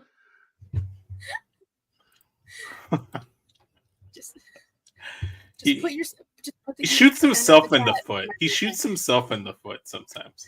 He does. Anyways, Katie, did you want to add to the Don being your Heritage Cup champion? I mean, listen, I praise him enough on my show. It's Tony fucking D'Angelo. See, I'm also Italian, so like I understand. I'm not from Chicago, but I'm Italian. I agree with Matt. I don't think of it as a consolation prize in any way, shape, or form. You can't, like you said, you can't take the title off Elba. You can't take the title off Trick. It just wouldn't make sense right now. Like, exactly. Yeah. Like, he can't be beating Oba or Trick, so it's all good. I agree. He says, I'm not pushing this man to the moon right now. Like, don't get me wrong. I was cool with him beating Dragunov on Dragunov's way out. But, yeah, that makes sense. That was Trick's spot. I'm good with that. We love Trick. Whoop that Trick. Oba's killing it. I'm not trying to take that away from those men. I love Baby Regal. So sorry, bro. Sorry, bro. Bro. Yeah. Even though he's got not a new heritage, and it's British, motherfucking Italian, and he looks British, it pisses me off. I mean, he's technically British, but he doesn't sound like. It's the same thing with fucking Timothy Thatcher, like the most yes American. Yes. Why are you not British? He's got at least Baby Regal's got Regal semen in him, so he's got the British DNA. I don't like that phrasing in any way, shape, or form. Listen, not a fan of British semen. No, I'm good. Fish and chips. You know it's So here's my 2 cents on it. The Don should have won that. Fact. The Don should and deserves that accolade and that win. Because he's honestly one of the bigger. Sorry, that's what I was trying to say. One of the bigger / better. Jesus, fuck is going on over there? He is a bigger, better Jesus. I agree. And he fucks. The Don fucks. All of what Vince just said. Yeah, the Don is a bigger and better star, one of the bigger and better stars in NXT in the entire brand. He's a character, and this is a character-based company. This is a television show about pro wrestling. He fits in perfectly. However, I will say this, that I think that he is bigger than the Heritage Cup. I think he is much bigger than the Heritage Cup. If I could rearrange things, I'd have Obafemi be Heritage Cup champion and he be North American champion, because then Obafemi can put on banger matches with that Heritage Cup stipulation. Now, if I could fantasy book things just to make things better for the Don, have Stacks or I forget the other guy, the lawyer Luca guy. Crucifino. Luca, there you go. I'll just think of Luca. Have Luca or Stacks hold that Heritage Cup the entire time. Don't let that man carry his own cup. You know, he's too big. Just like Roman never held this title until it was time to raise it. Paul Heyman held it for him. And what the Don should do. Practical Jokers, motherfuckers, right? They can carry the cup. I didn't watch the end of NXT. And after I got spoiled watching. No, this was last week. Oh, okay. I don't think I watched NXT last week. That's probably it was Thursday. You had 2 days to finish NXT. I'm not. That's on me. That's like I said. That was on me. That's on me. That's on me. But what I would love to see. I didn't finish NXT yet. What I would love to see, and I don't think we're going to get this, man, but I would love to see this. Let him have the physical cup in his possession, have someone hold it. But I want him to get his own Heritage Cup championship title belt that he actually gets to wear, and then we move away from the cup and have a championship, and now it's the Heritage Championship, and now we have two mid card titles for NXT. And you paint that in green, red, and white without the tattoo in the middle, ladies and gentlemen. It's going to be beautiful. Oh, the tattoo in the middle. Fuck off, man. The most tattooed person in this chat is anti-tattoos. I'm not anti-tattoos. I'm just saying. Yeah. I get your point. I get your point. Yeah, Whatever. Yeah. All right. Katie, spit or swallow? I can't believe it's already my turn again. My lord. Especially I'm swallowing Willow Nightingale. Listen, one of the kindest, precious baby angels in the world. You can just tell with that personality. Defending that title and taking it to Japan, having banger matches in Japan, or wherever the fuck they were. I don't even know if it actually was Japan. I don't know. It was a New Japan show or a Stardom show. I don't know. She was wrestling. But they had their contract signing. Her and Mercedes had their contract signing on Wednesday. And, you know, Mercedes talks her shit, whatever. Willow pulls out the line of the night. Well, one of. I'll talk about another one later that popped me. She, obviously, they had their match and where Mercedes got hurt. She couldn't finish the match. She, basically was like, match is done, gotta go. Willow's talking about this and was like, I might get the whole thing wrong, but I have the exact quote. Please say the exact quote for me, please. Last time we fought, I walked out a champion and you didn't walk out at all. Bars. Fucking bars. I cackled. I fucking cackled when she said that shit. I cackled. Listen, I don't give a fuck. I'm gonna piss people off. I do not want Mercedes to win that fucking title next week. If she does, that's bullshit and disrespectful to Willow. I'm just saying. She should not be a transitional champion. I understand why they would do it. It makes sense, whatever. I will say this. Willow will be fine because I agree with you. On my swallows, I have Willow. Her confidence, her presence, it's awesome. Her standing across the ring from Mercedes, looking like she belongs in the ring with someone that has the pedigree and history in professional wrestling of a Mercedes Moné, putting Mercedes through the table. She has come so far in such a short time and just owning who she is and being in that ring and just being about the shit. Whatever she goes on to do after this, she'll be good. I understand why they would want to put that belt on Mercedes. But if they keep it on Willow, I'm not going to be mad because, dude, Willow fucks. Not like Tony fucks, but Willow still fucks. Everybody fucks. I think we already had a title that was called that.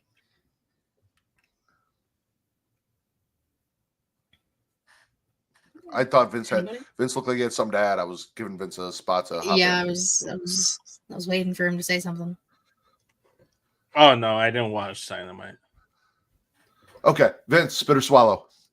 I didn't watch Dynamite, but I will say something about something AEW related, and I'm just spitting Mercedes Moné in general on AEW programming.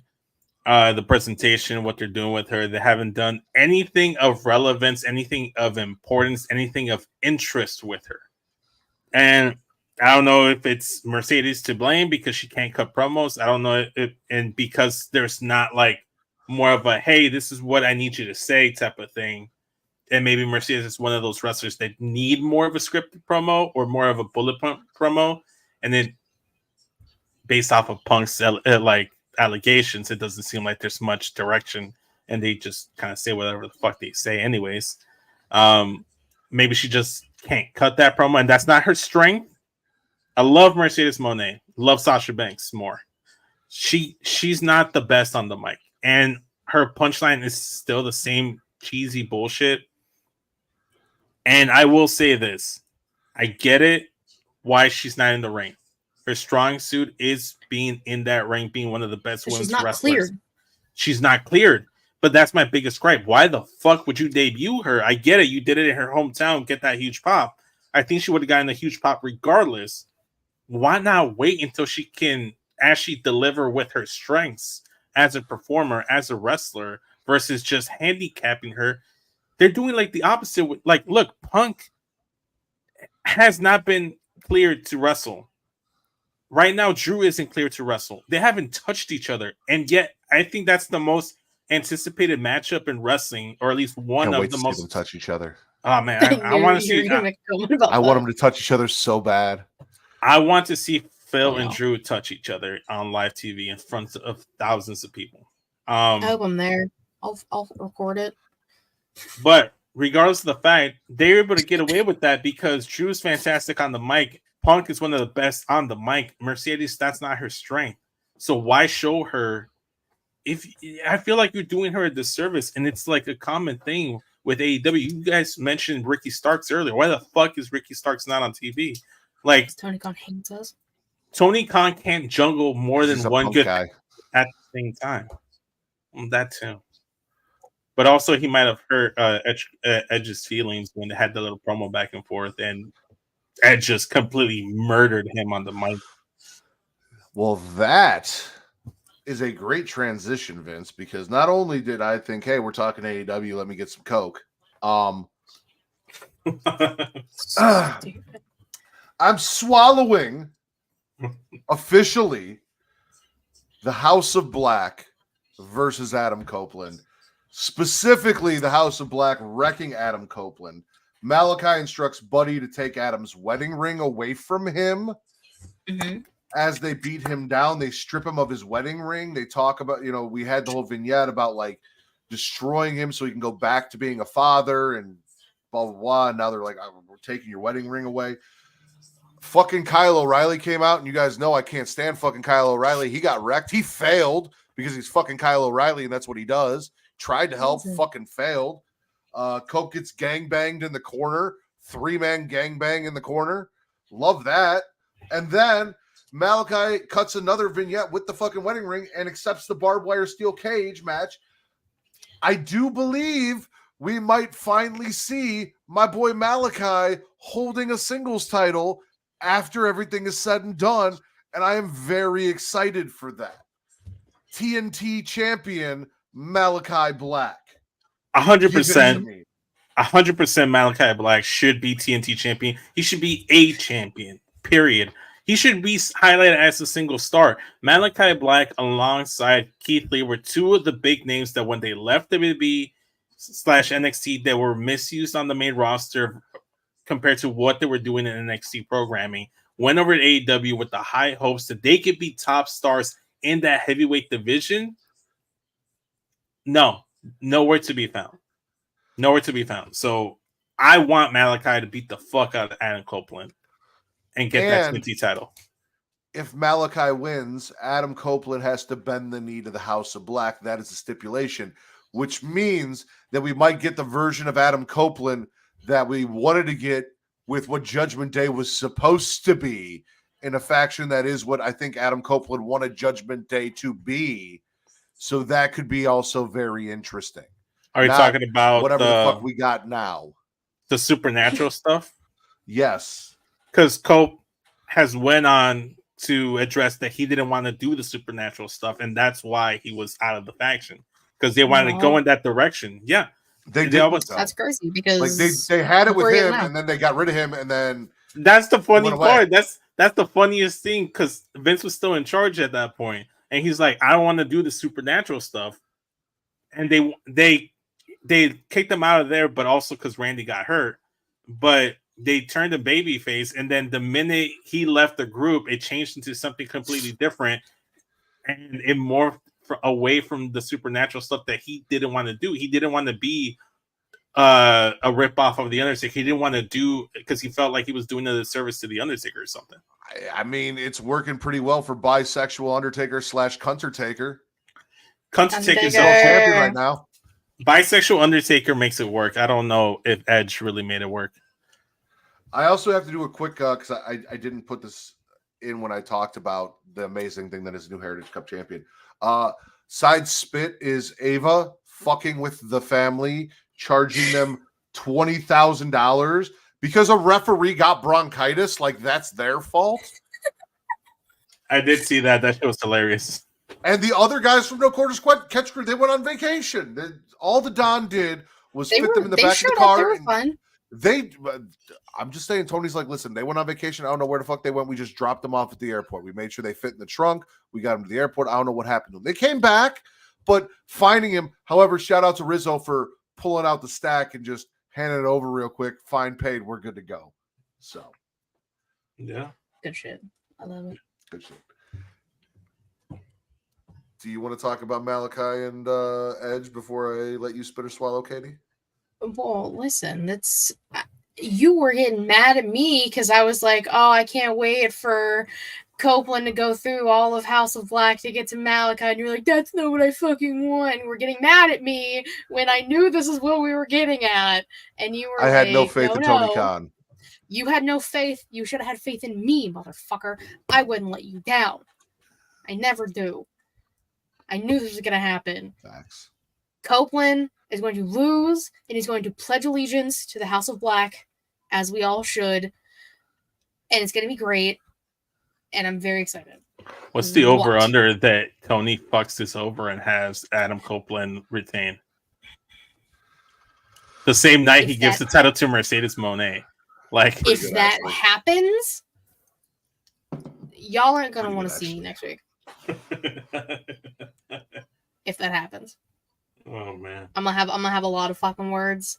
None of them are gonna be nice. Is that like zero sugar Coca-Cola? It is zero sugar Coca-Cola. Oh, okay. Wasn't sure. Everything I've been drinking for like the last year and a half is zero sugar. Okay. Katie, spit or swallow? Where am I go?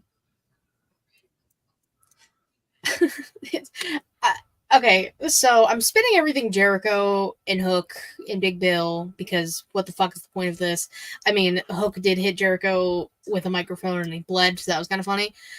But it's more so Shibata's role in this. I love the voice text he does because, like, listen, he's a New Japan guy. He knows like his English might not be the strongest, so he uses the fucking voice to text.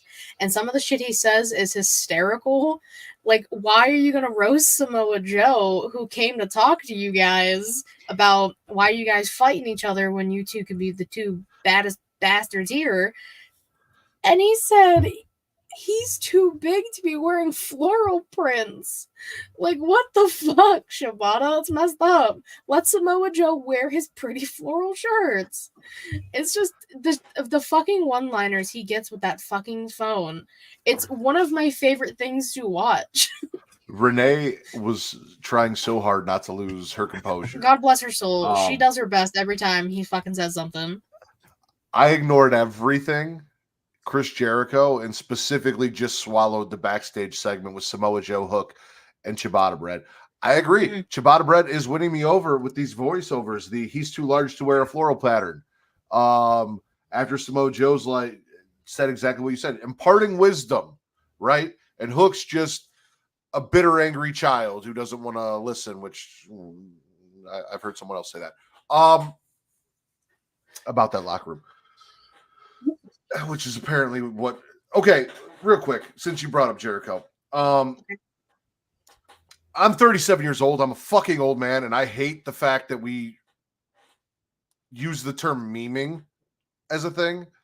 I saw somebody say they were talking about the learning tree, and they're like, "Oh, it's Jericho memeing on CM Punk." I hate the phrasing of that. I hate it. But also fuck Jericho for acting like being a CM thing Punk was wrong or existing. Yeah, all that. I hate all that too. But like when I saw memeing, I'm like, that I don't like. I know you guys are children and this is what you do. Not for me. It's not for me. I'm not a child. Not you guys. Not you two specifically. The okay. IWC, the people that I read, the younger kids. I was like, damn, what we do? It's the teens. I'm about to sound like Jaylan in the chat this week. It's like, fuck me. What did I do? Why are you saying fuck me for? What'd you say? Fuck me? What did I do? Oh man. Yeah, no, fuck Jericho. That's all I am. Vince, Yes. spit or swallow. So this could be 2 or 1 depending on how the conversation goes. But I'm gonna start off with Judgment Day becoming the #1 contenders for the World Tag Team titles. I have to specify which ones they are because I can't say Raw or SmackDown anymore. They defeated Authors of Pain, the Creed Bros, and New Catch Republic with the assistance of one Carlito. Shout out to Carlito. Hitting the backstabber on the announce table and fucking up his own back worse in the process. You have It's JD dumb. McDonough. I know. It was so stupid. I said it on Get Show too. It's like, bro, why? Why even do that? And then you have JD McDonough and Finn Balor winning. They feel like more of a natural tag team right now, especially with Finn Balor right now being the world champion and Dom being injured. So I'm all for it. I'm okay if they win the titles again. Obviously, I'm biased here, but shout out to them. Carlito with the assist. And then also he was accepted by Damian Priest later on in the night because initially he's like, I don't want any of your help, but if the boys want to work with you, that's on you, but you better handle your business because the crew doesn't roll with losers or something like that, right? And then afterwards, Priest was like, hey, Carlito, that was cool. He's like, said amigo to him. Finn Balor popped, JD popped, Dom popped, everybody popped, I popped. It's all good stuff. I'm gonna let Why you is have he this. lifting weights? I'm just gonna let Vince have it. I heard the dumb shit he said about Dominic Mysterio and his fucking snapback and his ugly ass mustache. I'll get you. I'm gonna let him have this. I'm not gonna talk shit. Enjoy it. You can have it. It's yours. I went and lifted some weights. Let Vince have his moment. I felt like I was being ignored the whole time, but okay. Would you rather be ignored or would you rather have me Arguing with you. We can have a discussion. We grown men. We don't have to like the same things.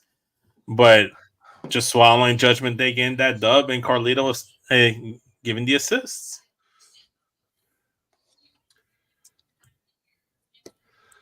Carlito is the least trustworthy person in the history of WWE. You are swallowing your favorite faction being stupid. Damn. Listen, for all we know, he's turned over a new leaf. That is now 2 of your favorite factions that have trusted this man, and not a month ago, the LWO learned why that was a bad fucking idea. To be fair, that's on Ray. Ray And over now it'll be on Dom. Like father, like son. The apple doesn't Listen. fall far from the tree. Mira, Mateo. I'll say it like this. As a proud Latino of Latino members in wrestling factions, I'm all for the fucking cheese man. I'm all here for the fucking drama, and I'm here to see shit burn. So if this is going to give me entertaining television, I'm all for it. Whether it's in the benefit of the Judgment Day or not, it is in the benefit of my personal enjoyment and entertainment on the Monday nights. That's Okay. what I'm swallowing. Okay.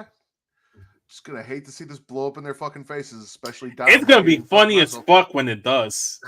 It's They gonna be could have had funny our as truth, fuck. and they decided, oh no, we'll go with Carlito. That was No. Our truth is part of the LWO now. He's Latino. Yeah, I saw that. Speaking of Latinos, I got Latino stuff to swallow for you, Vince. I'm swallowing Lola Vice. Okay. Getting the win.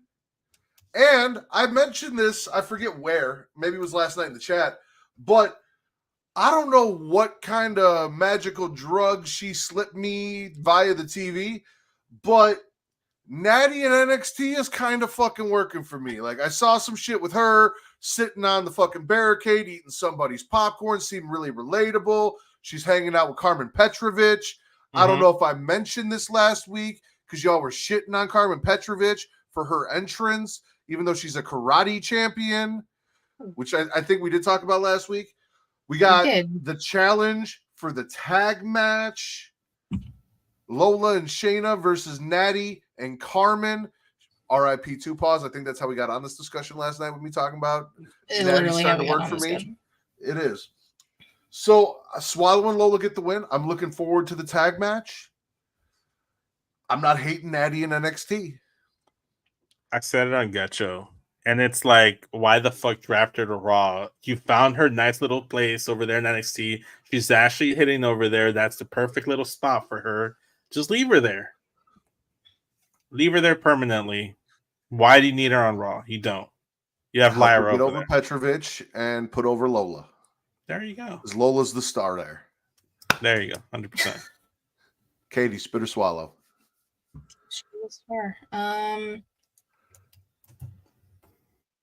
I'm gonna swallow Chad Gable. Being a dick? I think it's funny at this He point. went too far. He did. He crossed the fucking line. In which aspect? You don't slap Otis in the face. Oh, I thought you were talking about the Maxine comment. Oh, what? Taylor not so swift? Fuck that No, that shit. Taylor was hysterical. Listen, Maxine is great. I love Maxine. Not important. You do not slap Otis in the face. it's gonna lead to what I want though, and I'm okay with this. Otis is going to break away and not stay with an abusive man, Chad Gable. And we're gonna get rid of that version of Alpha Academy. Maxine's gonna they're gonna flee the nest. You know, they're gonna fly away. Yeah, We're going to get the Creeds and Ivy Nile, and we're going to get Ivy Nile. I think we're gonna get the Creeds. I don't think we're getting Ivy. We're not getting Ivy. Gable had a conversation with Ivy Nile after he made fun of Maxine, basically. If Otis cost Chad Gable the IC title, I'm gonna be pissed. That's where you're gonna lose me. No, see, fair play. He slapped that man. He's got it coming. Yeah, he had it coming. You don't slap Otis and don't get ramifications. I was thinking Ivar was in the IC match, but it's Bronson Reed and Ivar was supposed to be for the other title. Yeah, that's why I got confused for a second. Because I was like, it's not a triple threat anymore. It is. No, Chad Gable showed interest in Ivy. Like he probably and why would she go without? Like, because she doesn't agree with them. Don't split up groups that work. They did that shit with fucking Enzo, Cass, and Carmella, and they left Carmella's ass in NXT, and that pissed me off back then. She did better than both of them. Can I fucking finish my sentence? That's what I was going to say. You left her in NXT and you gave her time, but at that time it pissed me off because they were a trio. They were a group. Same thing with the Creeds and Ivy Nile. You brought her up with the Creeds. She's actually doing shit, and she's doing shit, and like she's having her moment in NXT too. Like, I don't know why I can't get one fucking thing. Well, so to your point, I agree with you, but the thing is, she's not really doing shit with the Creed. She's doing shit on her own already. So or with Maxine. Why not recruit them? But why not recruit her and then the Creeds? He's gonna try to recruit all three of them. However, the Creeds are gonna be more in line with Chad, and then Ivy. This didn't seem like she was interested in what Chad Gable had to say, especially because of what he said about Maxine. She's very good friends with Maxine. I think what we're going to end up seeing is Maxine and Ivy break off to be in the tag team. Otis is going to be a singles guy, maybe still associates with Maxine, but I think Tozawa ain't going to do shit.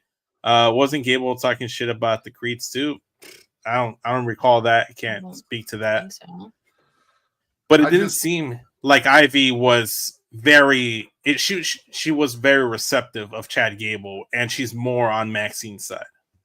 I'd be cool if that's the route they were going, and then Ivy does turn heel, join them, and then we get like a evil, strong, bad Ivy Nile. I'd be okay with that. However, from what I'm seeing, like Vince said, she's good friends with. She doesn't seem to enjoy the way Chad treats Maxine. She doesn't seem to like this whole new outlook that Chad has. I could see if the Creeds are like, listen, this is what we're gonna do. She's like, I'm not about that shit. And that she rides with Maxine. She's already got her own shit going on. She hasn't Yeah. really been associated with the Creeds. They haven't been a thruple for a while now. So Okay. Facts. So Also, doesn't mean you can't change your mind. People aren't allowed to change their fucking minds anymore. Ivy absolutely went not. up. Never. No. Ivy went up to I don't Maxine understand. prior to Chad showing up and saying, "It's like, hey, do you want to go train?" And she was saying, "Hey, no, I can't. Master Gable doesn't want us training outside the academy anymore." And she basically gave her that talk. It's like, "Hey, you don't have to listen to this guy. Why are you listening to this guy?" So, like, she doesn't like what Chad has to say right now. So, Okay, she might not like it right now. We don't know what the fuck will happen once the Creeds finally turn heel and Ivy could turn heel. Like, we don't know. I'm saying that's what I want, and they're planting seeds for it, so I could possibly get one thing that I want. One. I think you get the Creeds. Rhea was champion and won at WrestleMania. Rhea's fucking hurt. She's gone. Nothing you can do about that. You still You got got what you Trick wanted. Willie as champ. You got Trick. You get a lot of things that you want. Whatever. Let's You got move on. bisexual era in Yeah. wrestling right now. The bisexual era. All right, Vince. Everyone, we're gonna do our last ones. So, Vince, spit or swallow. So I talked about Priest already, but I'm gonna address more about Priest, and that was at the opening at Raw with Drew McIntyre. They had a little back and forth. Drew was talking about Punk, and then he talked about Priest. Priest wasn't having that. He's like, "Hey man, you're gonna talk about me? Do it to my fucking face," essentially. And I loved, because it's probably one of the best things that Priest has said and or done since he's been champion, where he just kind of used Drew McIntyre's own logic against him. He's like, "Bro, why the fuck are you mad at me for cashing in on you? You keep bitching and moaning. It's like, you're the one that got beaten up by a one-handed CM Punk. And then, like, you did the thing. You won the title. Like you said, all you had to do was just get out of your fucking way, go away with your wife and celebrate. But no, you focused on Punk, got your ass beat by him. And hey, man, I'm just doing what you told me to do. What were you telling me to do? If I was smart, I will wait until you beat Drew, until you beat Seth Rollins for the title, and then you beat down and injured Drew McIntyre. That's exactly what you told me to do. That's what I fucking did. And matter of fact, you fucked yourself over because I didn't want to cash in on you. I wanted to cash in on Seth Rollins. And then Drew should have seduced his wife instead of Punk. There you go. Or induced his wife. Whatever. Either or. Drew should have focused on his wife and not CM Punk. But I get the appeal of trying to focus on CM Punk. It happens to the best of us. But back to my point, that's what Damian Priest was saying. It's like, bro, I wanted to cash in on Seth. You kept stopping me from cashing in on Seth. We could have gone one-on-one, toe-to-toe, tore the house down at WrestleMania for the title. No, you prevented me. I took your advice. You said you should do this. Why are you mad? I'm doing what you told me to do. And then on top of that, he said, bitch, you want a title match? Here's your fucking title match. This is the best Damian Priest has looked since he's won that title. Agreed. Loving Cunter Taker. Cunty Taker. One-on-one with the Cunty Taker. No, not Cunty, Cunter Taker. I like Cunty Taker. Bisexual Undertaker. No, he really stepped up this week as champion and put his working boots on, and I love that entire interaction with Drew. Mm-hmm. Mm-hmm. Don't know why. Facts. Fire. All right. I'm going to do two real quick. One for Zoe and then mine. Swallowing Io Shirai advancing the Queen of the Ring tournament because Io Shirai is my daughter's favorite wrestler and she's happy.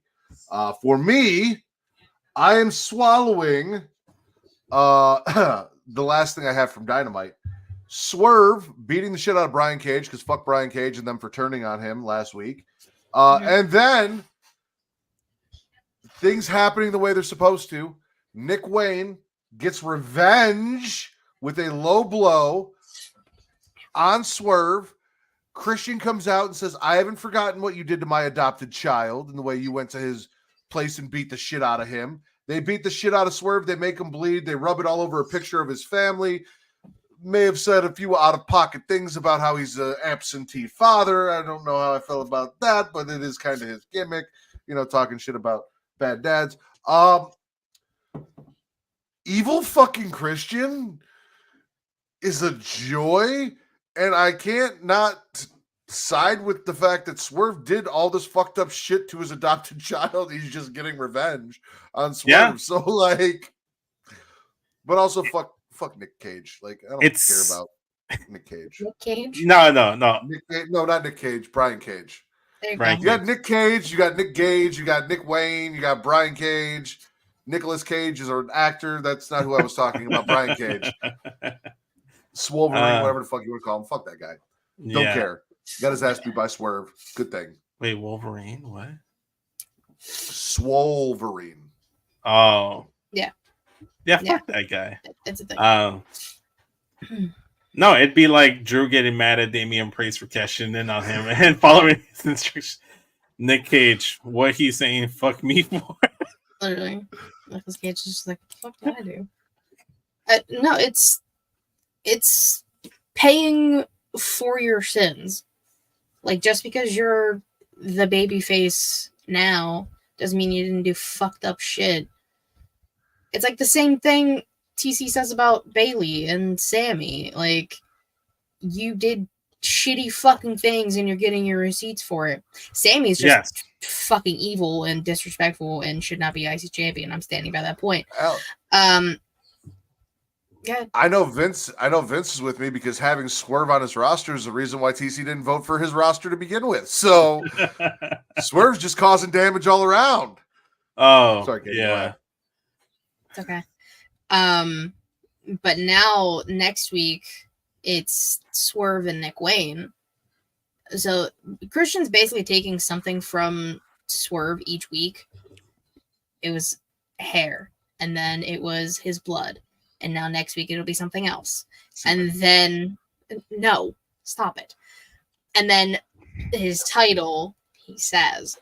But I like that idea of just slowly taking something each week. I thought we were gonna I thought we were gonna take his foreskin next week and circumcise him, and that's kind of like. What the fuck is wrong with both of you? I want to know how you know that he still has his foreskin, Vince. I mean, I drafted him. We had to do medicals. You're the one doing those.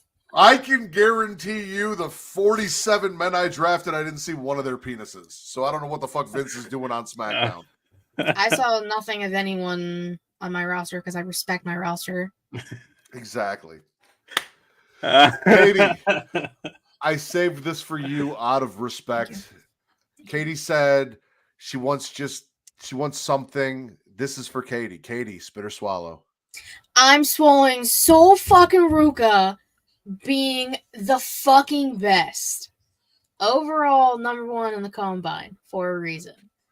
Has her qualifying match on NXT against Izzy Game. Sure, she was there. It was a thing. We're getting the Soul Snatcher out of nowhere. I'm so happy. I love it. That move's fucking cool. She hit that shit out of the corner. Literally wasn't expecting it. Hell of a match. I can't wait for I think it's next month. I get to see that shit. She's gonna do that shit off a ladder, and it's gonna be crazy, and I'm gonna lose my mind. That's all I want. Is snatching souls out of nowhere too long of a title? Yeah, snatching souls out of nowhere. Out of nowhere. I mean, I'll still rate it for the other thing. I think so. I mean, I could try to make. Because I'm pretty sure we did Snatching Souls or Soul Snatcher or something like that as a title once. Yeah, I think I recall seeing something like that. I don't know her. No, I don't like that at all. Jesus, that's terrible. He tried his best. Tomato. I've talked about her being the next Diamond Dallas Page. Before Randy Orton hit RKOs out of nowhere, Diamond Dallas Page was known for all of the innovative ways he could catch the diamond cutter The Soul Snatcher is a variation of the RKO, is a variation of the Diamond Cutter. It is one of the most versatile moves that can be hit in so many different ways. And the fact that she is finding cool ways to do it, because it is an intricate move, right? It's not just something where you grab someone's head and drop, where you get them in, like, she has to flip off of something to hit it. And we have seen variation after variation. This one where she had her legs on Izzy's neck and Izzy went to push her up and she just flipped into and hit it was fucking gorgeous. The springboard off the rope was fucking gorgeous. Like, shout out to fucking Sol Ruka. I love Sol Ruka. Winning me over. I'm gonna take your guys' word for it, because I'm about to say something that might just make you guys a little upset. And for the last maybe 3 to 4 weeks, I've heard Katie talk about the Soul Snatcher and whatnot as a fantastic finisher, so pretty and stuff like that. But I've never actually watched the Sol Ruka match because I never cared about the character. So I've never actually known what the Soul Snatcher looked like as her finish, what it even was.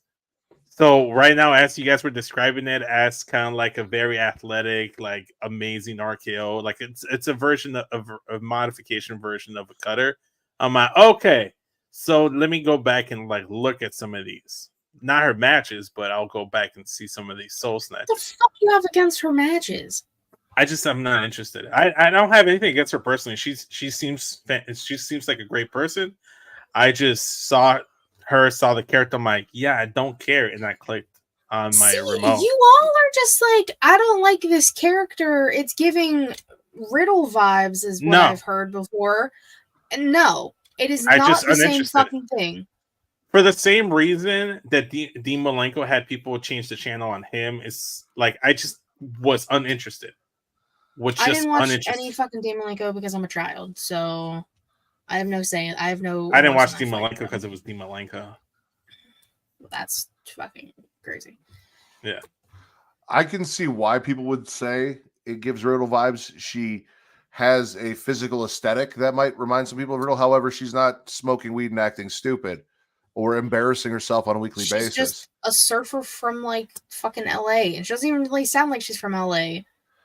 So, no, I'm about this. I'm all for it, and I love it.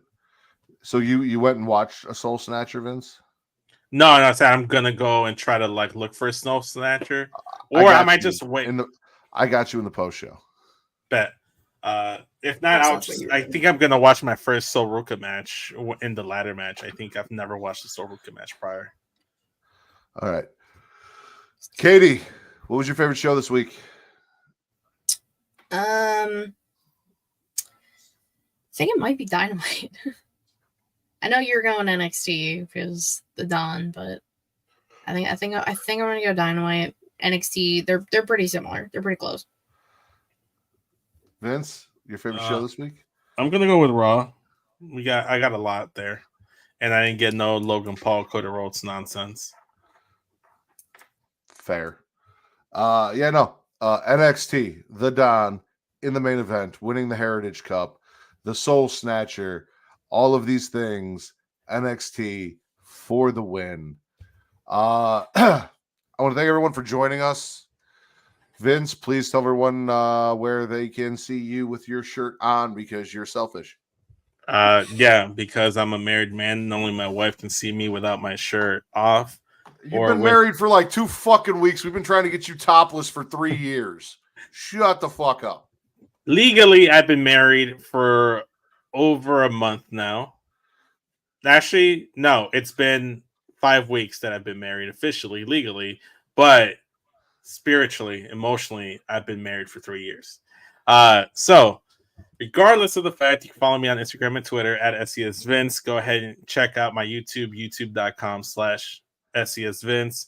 Content over there. If you want to keep seeing this draft where we drafted, go ahead and watch the draft.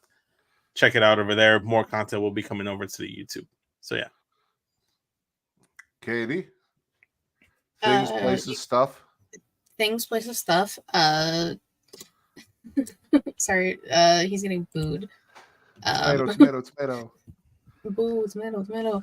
Yeah, Twitter, KOTR 13, Dream About It, all things She Leads Showcase, Twitch.tv/She Leads Showcase, YouTube.com/She Leads Showcase, typically Thursday 6:15-ish EST. New story time. Katie Kinsey Bebe is up. Trying to do like shorts and shit, so you can check those up on YouTube too. Katie Yeah, I'm currently wearing shorts, but no shorts like YouTube shorts. Okay. Those are a thing. Hashtag Katie in shorts. Anyway. Never mind. I was gonna say something. Never mind. Yeah. I'm everywhere. You can just find me everywhere, talking about whatever.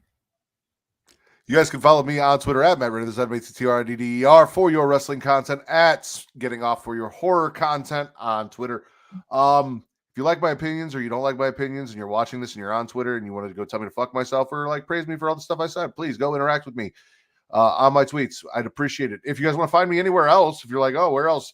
There's a TikTok, there's Threads, there's Blue Sky, and there's also Instagram, and that is all at Smackin It Raw. And also, you guys can follow everything Creation World, the banner under which Smackin It Raw, Getting Off, and everything else that we do exists at It's Creation World, ITSCREATI World, and creationworld.com is the link you go to get access to everything, whether it is the spicy sites. Travis is guaranteed we are spreading our wings, which means we may be seeing that Scream porn parody and other porn parodies to come. You guys can find the audio for all of our stuff there, the Patreon, the merch, everything that we do, creationworld.com. For the Pornhub Poppy, Daddy Delgado, my friend Vince, Ms. Katie Kinsey Bay, hashtag Katie in shorts. I am the patron saint of podcasting, Warden Matt Ritter, and this has been your number one wrestling podcast on all your favorite spicy sites.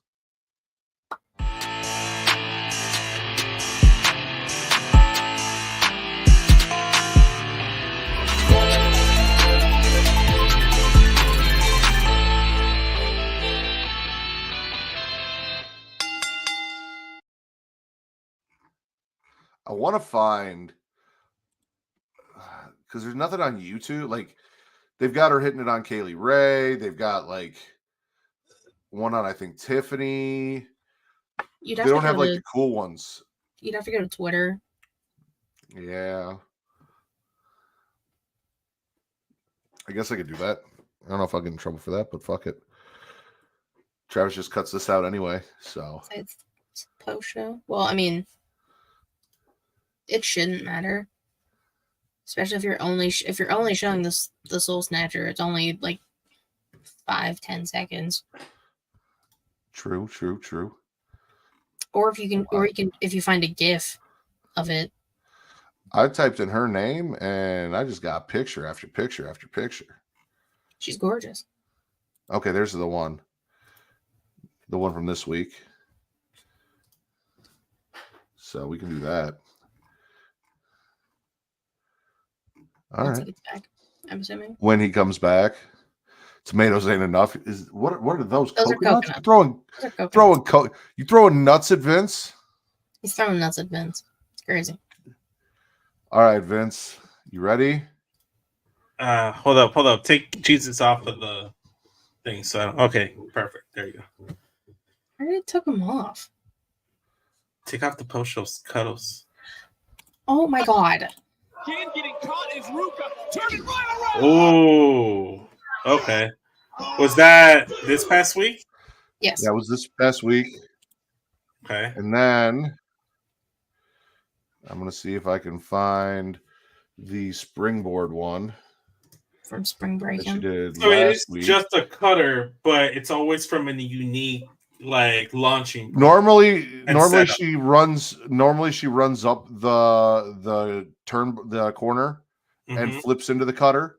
But that one was unique, and then the one from Spring Break-In, if I can find it, because I'm just Is when she started doing like variations of it. Okay, so here's another one. Here's the normal one.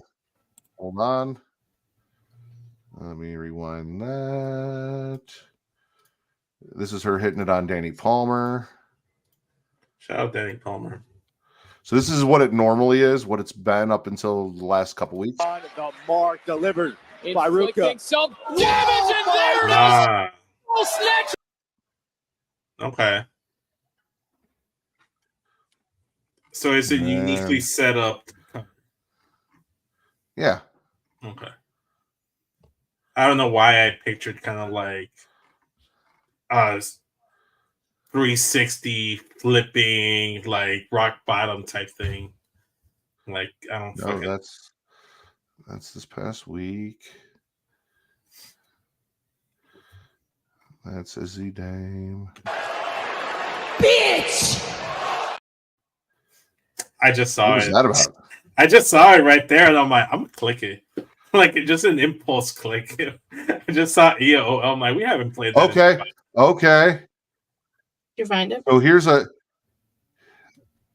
Okay, here. So you got the top one. Ooh. Springboard. Okay. Yep. So there's the two right there. Boom. She's not going to be able to continue doing that in the long haul. But I don't know. I'm assuming she has a long career as a veteran of the business. She's not going to be able to do that. Like, imagine her hitting that off a fucking ladder, though, in some way, shape, or form. Yeah, now I can see. Happen. Now I can see Katie's vision because she's been saying that. I was like, I can't wait to see the Soul Snatcher off of a ladder or something. You know. I've been saying it as soon as they announced it was going to be a ladder match before they even announced the competitors. I was like, Soul Ruka's going to hit a fucking Soul Snatcher off the ladder. I want to see her hit it through a table somehow. I want to see her hit it off through a table with chairs. Yeah. It's phenomenal. I'm excited. No, it's cool as fuck. It's a really cool finisher. Have you seen Soul Ruka in person, Jesus? Like, have you been to a show where she's wrestled? Like, you went to NXT. I know he went to an NXT. If you go type in Soul Ruka right now in your search bar, the pictures that come up might be what Jesus is talking about because all I saw were pictures of her as I was scrolling before I got to the video. Stunning. Oh, he met her in WWE World. Yeah. Shout out. I didn't get to. You met Tony D'Angelo, though. Technically, no. What do you mean technically no? They were selling them. Listen, Katie, the story is you met Tony D'Angelo. You personally said, listen, my co-host Matt Ritter is your biggest fan, and it would be an honor to have your autograph so I can send it to him for his birthday. And he said, you know what? This guy sounds like a solid dude, no charge. And he gave you a free autograph that you then sent to me. This one right here, your new Heritage Cup champion. Yes. Which is also in the same sleeve that this is still in because I still haven't got a frame for it yet. What sizing are those? I don't know off the top of my head. Probably 11 by 17. What kind of frames do you usually get for your posters? Because I've been trying to get frames for a bunch of posters. I'm trying to put I used to go to Hobby Lobby and Michael's, wherever, and just whatever I could find in the size that I needed. It wasn't anything specific. I've got a wide variety of them for autograph pictures back there and little posters that I have and all sorts of shit. So okay. No, they didn't have it at the Superstore. They had it at at Stand and Deliver. Whatever fucking thing that was. That makes sense. Wells Fargo. Oh, by the way, Matt, I've added Vince to the Pokemon Funko collection. So today, going to GameStop, I found me a Greninja. Nice. Then I went to Box Lunch, and I also found me a Greninja, but I was able to get it for $10 because of my membership there. So I'm gonna return it and pocket the $4 like savings. So nice. Why?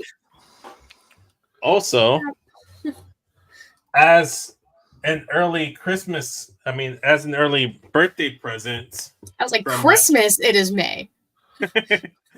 Christmas in May. As an early birthday present from my wife, she gave me this Espion Funko Pop and the Sylveon Funko Pop. So now I need 4 more evolutions, and my collection is complete of all the evolution Funkos. But that's not all.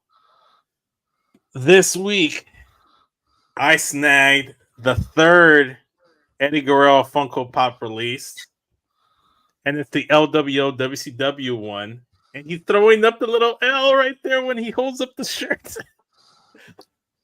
So I'm very excited about that. I have 3 Eddie. There's been a shit ton of I almost went on them on Creation Conversation. I looked them up. A shit ton of Funko Pop releases. Mm-hmm. Pokemon, WWE. I saw a bunch of they got a flocked Groki. Yes, I saw that. Dragon Ball GT, like a bunch of shit they dropped. But what the fuck we wanted from GT? All we care about are the Super Saiyan 4s, and you didn't give us that. That's all we care about GT.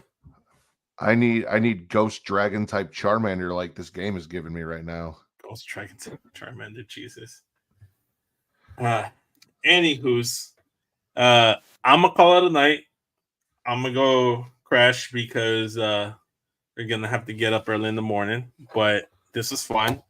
Titles before we go. I wrote down some things. I don't know if Katie wrote down the same ones, but I had what he's saying fuck me for.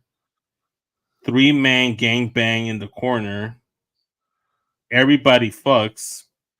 Embrace the hates. I think everybody fucks has been a title.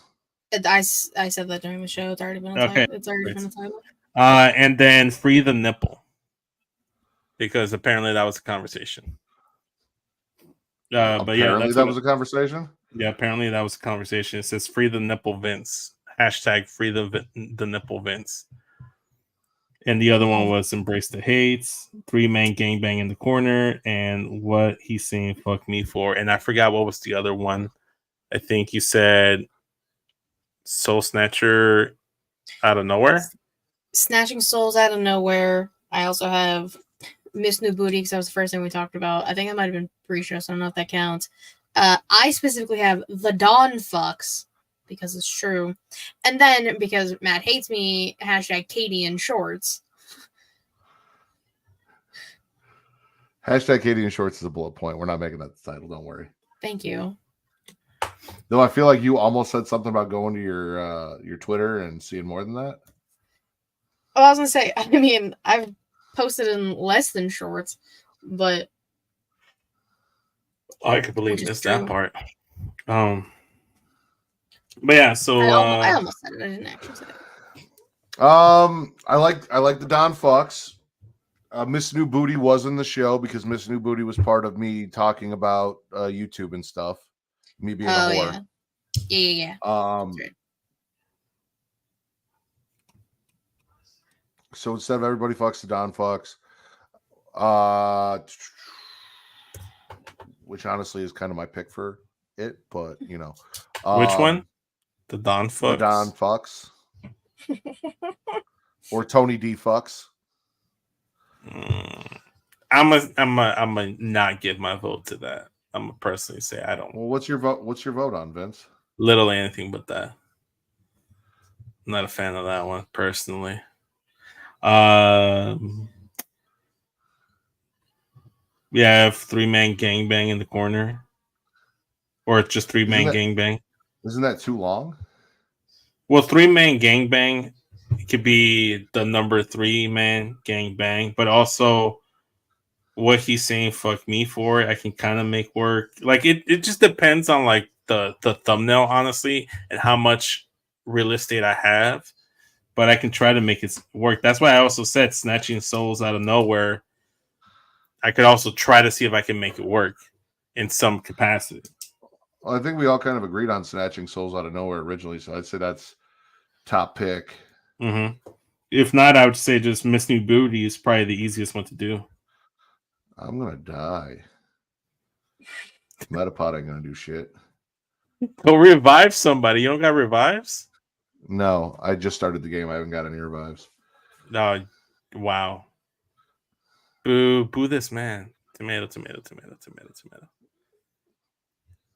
Hey, Jesus was throwing coconuts at you earlier, so I don't know why you're talking like that.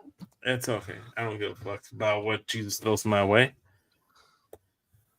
But I did name my Cubone Jason because he wears a mask and carries a weapon. Yeah, it's pretty on brand. I thought you named him Jason because just like the Red Ranger, his career's dead, just like his mom or something. I don't know. I thought you were trying to make some Power Rangers. That's crazy. Well, Cubone's mom is dead. That's wearing her skull on his head, and that's the lore. But yeah, okay. So try to make snatching souls out of nowhere work. If that's doable, then That's the goal. okay. All right, sounds good. And if not, Tony D. Fox. I ain't doing Tony D. Fox. You can make the thumbnail if you want that to be the title. Rude. You're the one that went to go off screen to go lift weights while I'm talking. So rudeness. I was trying to be respectful and not shit on the fact that your boys are making terrible decisions.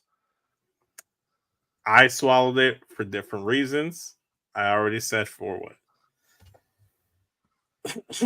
But all right, man. Sounds good. I'll let you keep playing Pokemon while Kitty watches, and I'm gonna go to bed. You don't want to hang out and play Pokemon with me, Vince? No, I'm fucking tired, man. Fucking exhausted. I'm gonna take a nap. And You mean go to bed?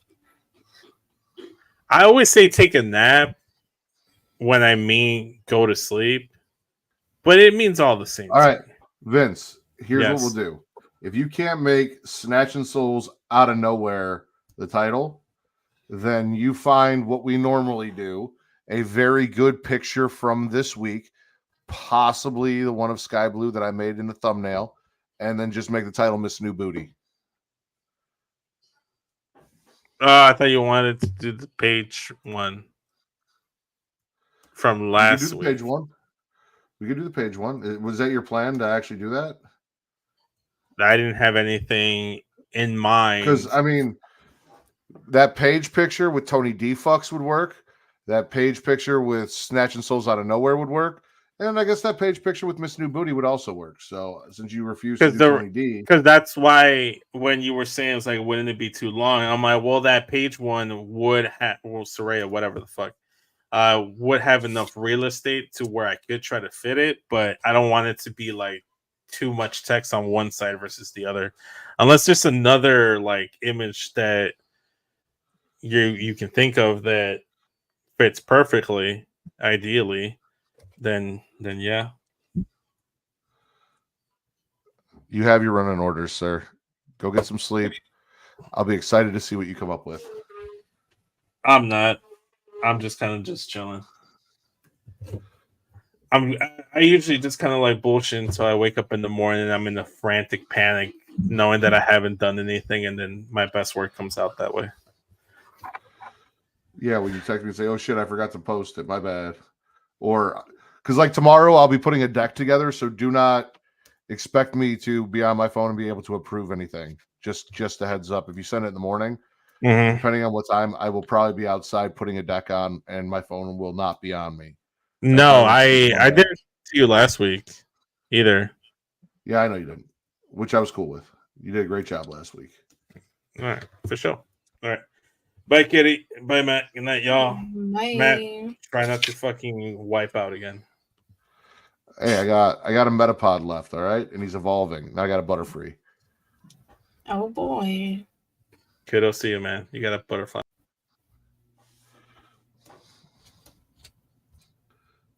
Oh, he said that and it just vanished.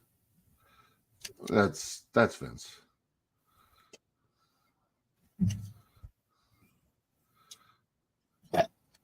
We. I apologize, by the way. Did For you what? listen to the newest episode of Creation Conversation? I haven't got the chance to yet. No, I was a beat all little good. busy. You beat it, I did. Matt. What the fuck? Well, here's the deal, right? I haven't had the chance to play at night because of all the shit that I've been catching up on and doing for all the shows. So like when I get home, I sit down and I watch all the stuff that I got to watch. So I've only really had a chance to play in the morning before work, and I beat the game. Wow, that's crazy. We had a conversation last week, and you're like, "Oh yeah, I'm gonna wait, and I'll play." Save the climax for I know. I'm sorry. Wow, that's absolutely crazy. No, I beat it. Wow. I feel like you know somebody, and then they betray you like that. Top 10 anime betrayals. It was cool. Okay, yeah, so like you have to like tell me kind of like what fucking happened, I guess. Well, I still have stuff I can do. Like I still have the dude with like the 6 arms and shit. Oh, the one like likes to touch you? Yeah, I've still got to go fight him and get him as a fucking summon and shit. So like I have shit. I can probably replay the final stage again so you can like see what happens. No, basically it's fine. It's fine. So basically it's just like Aerith dies. Oh my god. Okay. Permanently. A lot of it is like they kind of talk about like timelines converging, I guess. So okay. I'm assuming like the stuff we were seeing with Zach is a different. It's multiverse theory. It's a different timeline than what's going on in the other stuff. Oh. And they kind of converge at the end in the battle a little bit. Zach shows up, and you get to fight as Zach and Cloud a little bit, which was kind of cool. As we're all fighting Sephiroth. Well, he's not dead in one of the timelines, and Sephiroth kind of sort of explains it that way. So yeah, but we get rid of Daddy Sephiroth, so at least for now he flies away. The one-winged angel flies away. I know that's who he is. Yeah. So it's more like a to be continued kind of thing because he's not dead. Oh yeah, which we knew because so the original game when it was released on the PlayStation was like 3 discs. And I believe that's kind of what they're doing is so I played the original or the first Final Fantasy remake. And then we played this, which is Final Fantasy Rebirth, which kind of disc 2, I guess. Okay. So yeah, I knew there was another game coming. Interesting. Ooh, how about you go fuck yourself? Fanfy. It looks like elephant. You remember that? Yes. Like elephant, the elephant with the little butterflies. That's what it looked like. Am I wrong? No, you're not. I'm never wrong. I would say never. I'm never wrong. We'll find out.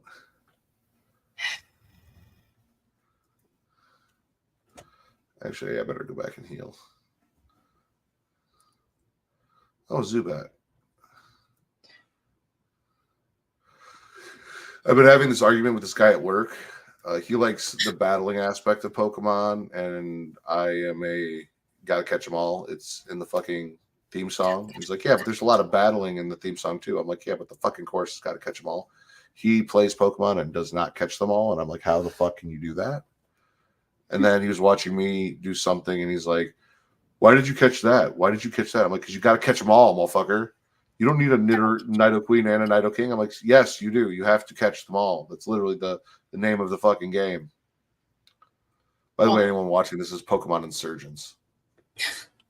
There's apparently 20 people watching. The majority are from Twitter. Normally they are. Well, I know, but I'm just saying. Late Night with the Devil, by the way. Bro, like I keep like thinking about parts of it just like randomly throughout the day. I'm just like, wow, I actually watched that. That's crazy. I was not expecting it to be as good as it was. I was pleasantly surprised. I felt like I got my money's worth out of renting that movie for $7. I was just like those last like 10 minutes, bro. Mindfuck. Literally. Poor Gus. Didn't deserve that.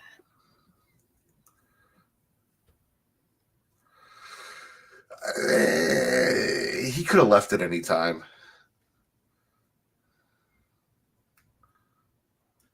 Like his job was being threatened. Listen, your job or your life, all right? Well, we know Decisions what he chose. Yeah, poor decisions were made.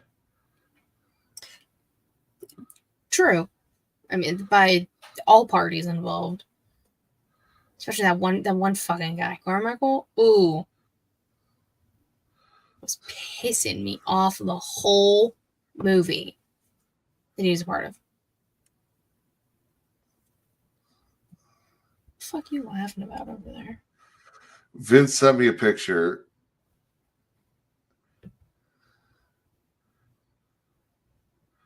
And it's Bianca hitting an X Factor on Tiffany.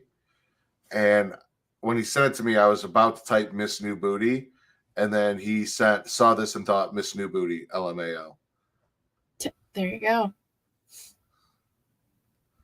Which is why I was laughing. Oh, fuck yeah, she's fairy type. Ooh, that's not good. Yeah, that's unfortunate.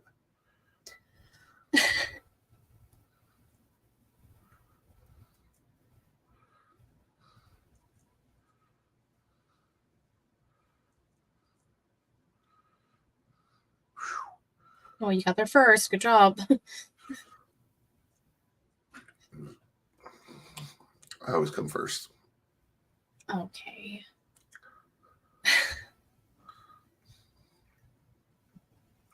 Looks like a little sheep. It's like cotton. It's like, so some of the Pokemon they make are food, and that I believe is kind of like cotton candy. Okay, I can see that. That's fair.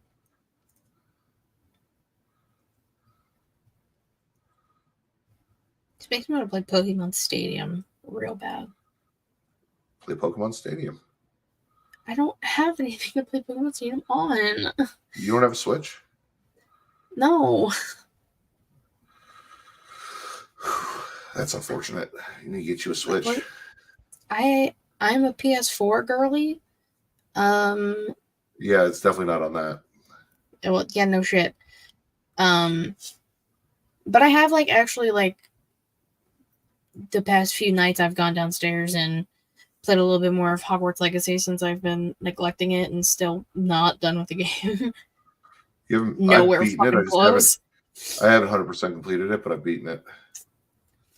I'm trying to do a bunch of the fucking side quests right now just to get them out of the way. And just exploring the castle and unlocking everything. Okay. So that's mainly what I've been doing. Just doing some flying yesterday. Speaking of which, flying around. I feel like this sprite kind of looks like Hermione in her little Gryffindor robe. Yeah. Little baby Hermione. See, what I want to do is I want to beat it as a Hufflepuff because of course I'm Hufflepuff, so that's the house I started with. And then I want to go through and do it with the other 3 houses. Because you get different you get different stuff with different houses. Yeah, I've only beat it as a Slytherin. It's fair. Which, by the way, I was talking. You're gonna hate this. I was talking with someone, and we were talking about tattoos, and they mentioned that there was a girl who had the Sorting Hat tattooed above her vagina. God fucking damn it! And then we were laughing about, like, could you imagine having sex with her and her just declaring, based on your sexual prowess, what your house was? I don't.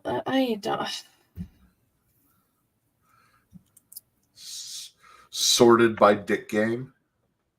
I hate people. It's like, why? That would hurt so bad to get tattooed right there. Maybe. No, listen. No, I don't fuck with that. No fucking thank you. I'm not trying to get tattooed. I'm not trying to get pierced. No, nothing below the waist in that area. Fuck that. Not trying to get Adam. No. Pierce. Adam Pierce. No. Pierce. No. Like, all this is better. Agreed.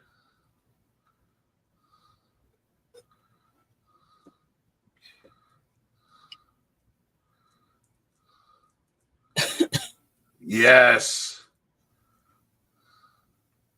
What'd you do?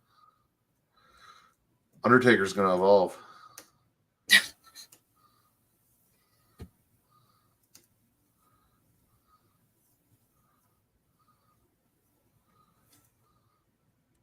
It's such a weird sentence out of context. Undertaker's gonna evolve.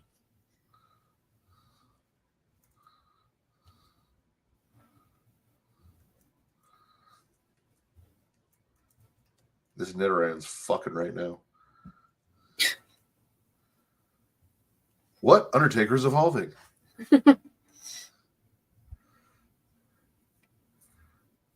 Cool. That's pretty fucking cool, right? That's pretty cool. It's pretty fucking cool. Pretty fucking cool. Ew. Fucking pig nose. It does have a pig nose, and it's got a little heart in the middle of the pig nose. I don't like it.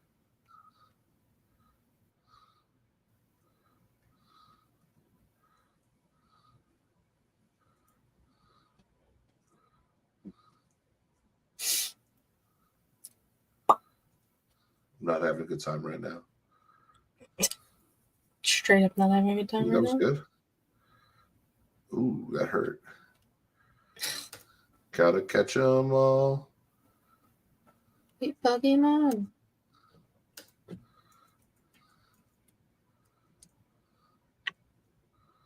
gotta do the whole pokey rap. No, I'm good.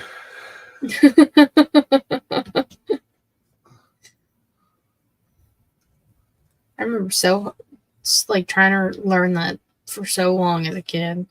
They just went too fast. I couldn't comprehend it. I could probably do it now if I took the time and figured it out.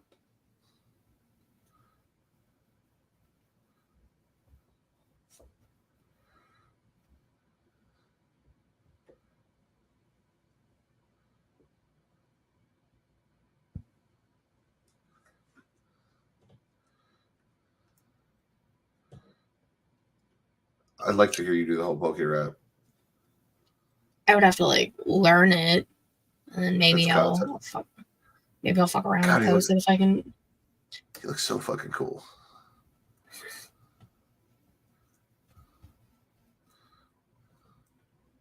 He's pretty cool looking.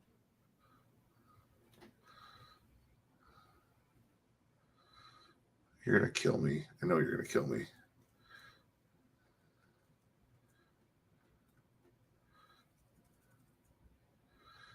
Because everyone's dead. Well, 3 of them are dead. Ooh. I might actually win this. Do I have a potion?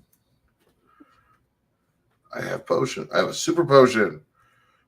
Super potion.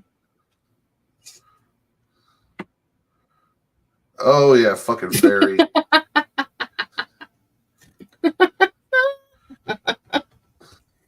Wow. He said, "Oh, super potion."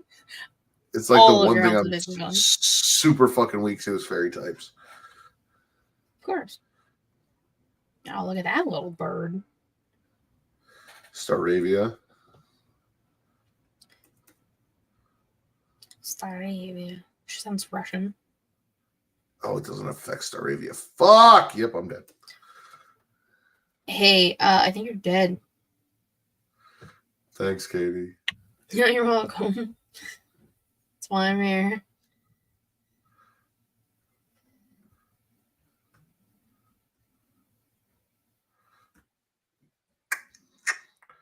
I gotta get all the way back over there.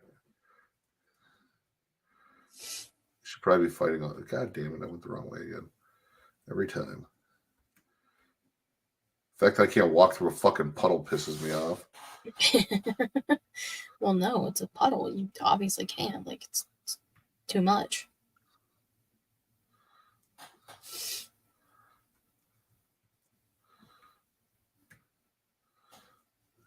I have the fucking pad on my laptop. I don't use it. I have a mouse that I use USB, and just because I don't like reaching over to use the buttons, I kind of want to get a keyboard to put on my desk just for this. I mean, you could. I know I could. I also know I don't fucking need it. I mean, that's fair. I have a keyboard that is just like Bluetooth, but like I've used it like twice, so then it now kind of just like sits on my desk. I had no need to buy it. I think I bought it while I was like still in school. But like if I had like an iPad or like a tablet or something, I could like type on it. But I don't have any of those things. So I was like using it on my phone. And I was like, this is fucking pointless. That might not be actually like a little one that I could take with me and my fucking tablet, and it's Bluetooth. That might not be a bad idea. Actually. If I can move all this shit that isn't fucking necessary on this goddamn desk. Ah. This is it. Okay, yeah. I think And that's portable enough. you can make it stand. And I feel like part of this comes up, but how? I haven't used it in a while, clearly. Haha, your wing attacks won't work. Oh, it does work. What the fuck? Doesn't come up. What the hell? Oh, there we go. Yes, then you can. There's a little stand thing. It's very convenient. Ugh. Also very dusty. Ew. Clean it. I'm wiping it off. Like I said, it just sits here. It doesn't get used. So. Fair. But I have nowhere else to put it. I have like no room on this desk.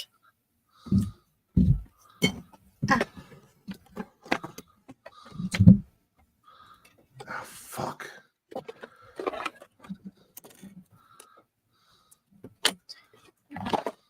Good enough. Whatever. Allison said, Pokemon. We just got them. Where were you guys? They were at a wrestling show. Oh. Saw them posting. Technically, yes. Technically, yes, it's Pokemon. It's a fan-made Pokemon game. It's not like a main title game. It's actually really cool. I was telling Katie. So essentially, like, you can choose traditional or dark story. I went with dark story. And there was this cult, and they were going to sacrifice me. They had a Gengar that was, like, eating my memories, and I got saved. And they have these, like, Delta Pokemon is the thing in this game. So, like, this is a Delta Pokemon Charizard. It's a special like Charizard. So instead of being like a fire type, it's a ghost dragon type, but it's got that cool, like, it's a skeleton with a blue or purplish flame on the tail. I named him Undertaker, obviously. So at one point, this actually reminds me of something. So at one point, you're running around, you're trying to escape, and there's a Mew that kind of like came to help you, and he has a note with them, and he's like, I can change the way I look, but I can also change the way you look if you find DNA. So I had to go find DNA, and again, because I'm me, when someone tells me to go look for DNA, maybe it's SVU, I don't know, but my first thought was I got to go find semen. It wasn't semen, it was blood. So we had to go find like a blood of one of the fucking cult members that was sacrificed, and then I scooped up some of his blood. I gave it to Mew, and he turned me into one of the cult members so that I can escape. And then I came across an assassination plot for, they call him the Augur, but I'm assuming he's like the president or some shit of this region. And we stopped an assassination plot. I watched Houndoom burn a couple cult people alive. The leader of this cult seems to have an issue with her sister. Oh, of course. Well, so she worships Darkrai, and Darkrai like appears to her sister but won't appear to her, and it's pissing her the fuck off. Yes, he has one named Jason. Yeah, I named him Jason because he wears a mask and he carries a fucking, it's a bone, but it kind of looks like a, it's a Cubone. You know, yeah. There was a Butterfree in there, that is correct.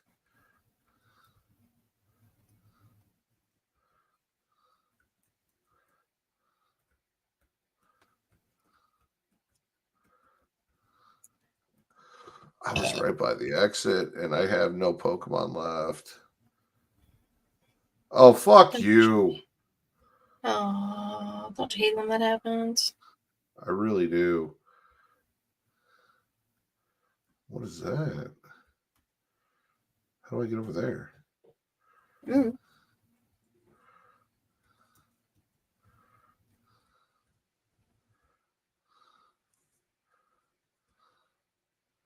Hey, it's Cody.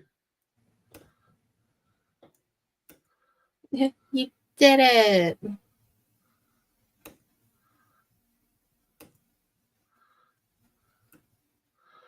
Well, that was fucked up.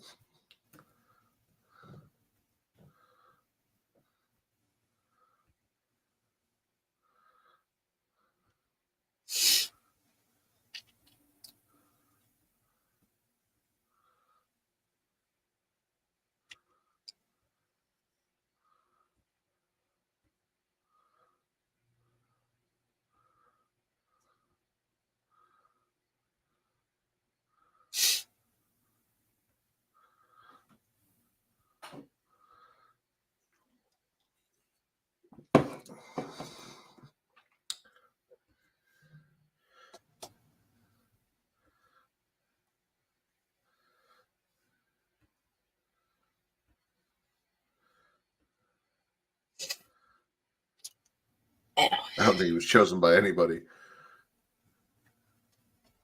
Fair.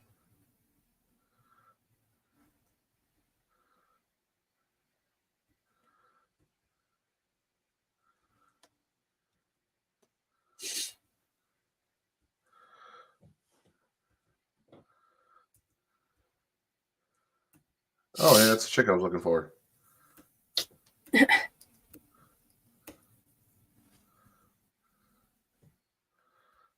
Can you bring the fucking legend? You just like made fossils turn to life and then took them away. And now you're going to go all the way back through the cave? Holy shit. Alison said you should dramatically read those texts. I need to stay alive because that is a shiny fucking Fanfy. Fanfy.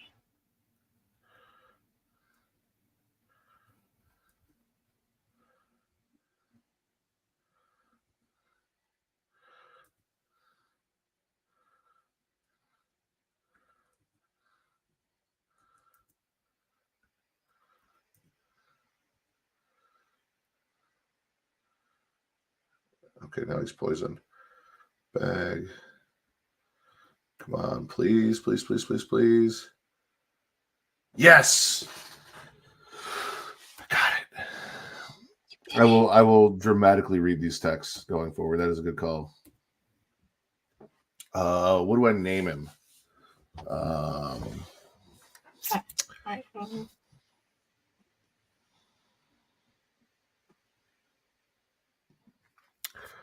What do I name a shiny Fanpy? Fampy? It's Fampy. I always say Fanpy. It's Fampy. Come on, Katie. What should I name him? I don't know.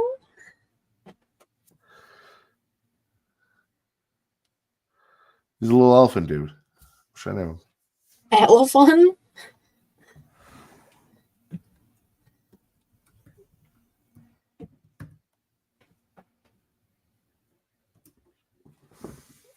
He is elephant. Let's see. Classic. I gotta go put him in my party.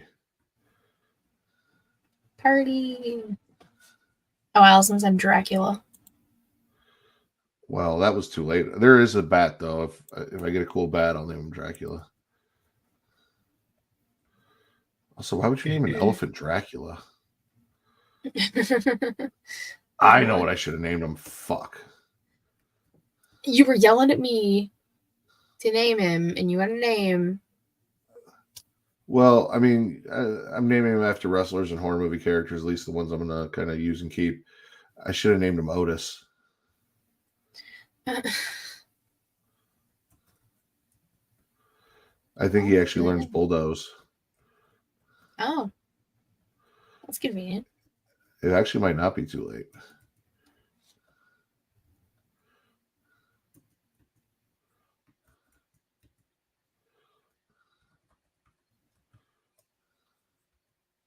There's a rock there. Shh. Oh, Nobody she said asked you because you for found directions. him in a cave. That's why they name him Dracula. Okay. There was reasoning. Nobody asked you for directions.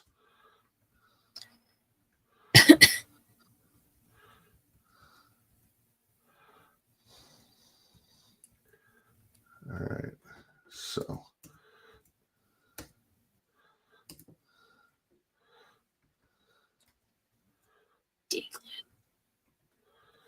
Butterfree can go away because he's fully evolved.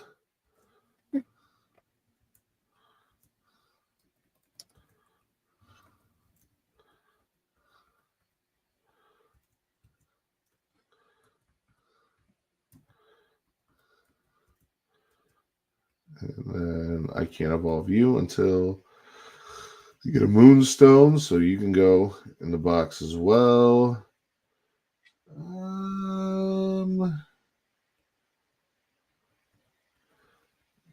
I want a cooler fire type, but use an electric type.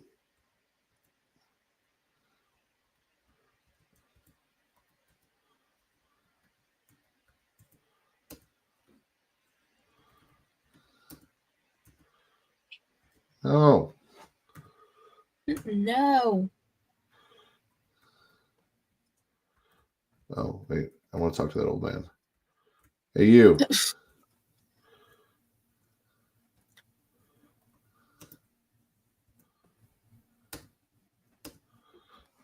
Oh, there you go.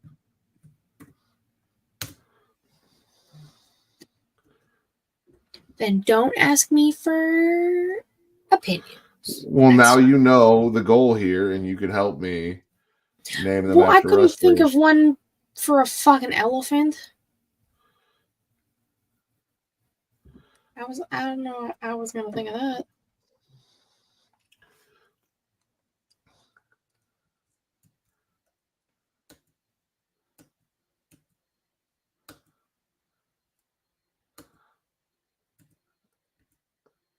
Without further ado, let the first match begin.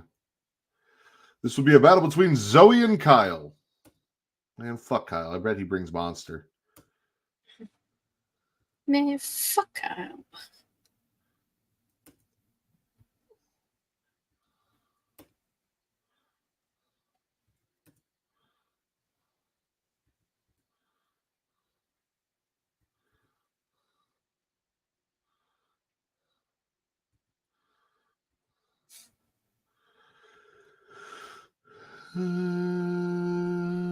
Let's go, Otis.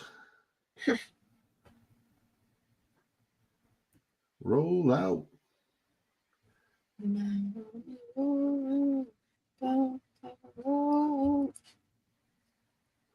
Why did he get the move twice? That was bullshit.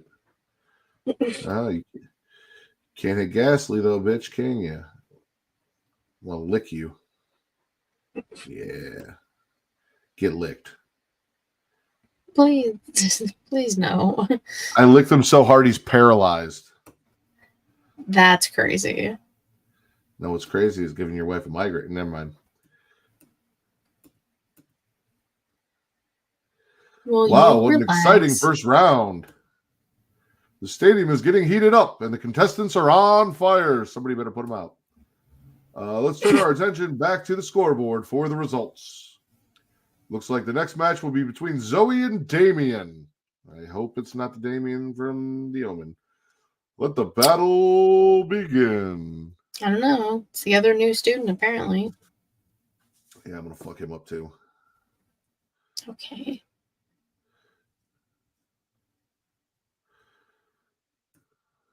Will has commentary experience. I should bring Will in here and have him just do the commentary for the matches. Fights. It would be kind of funny.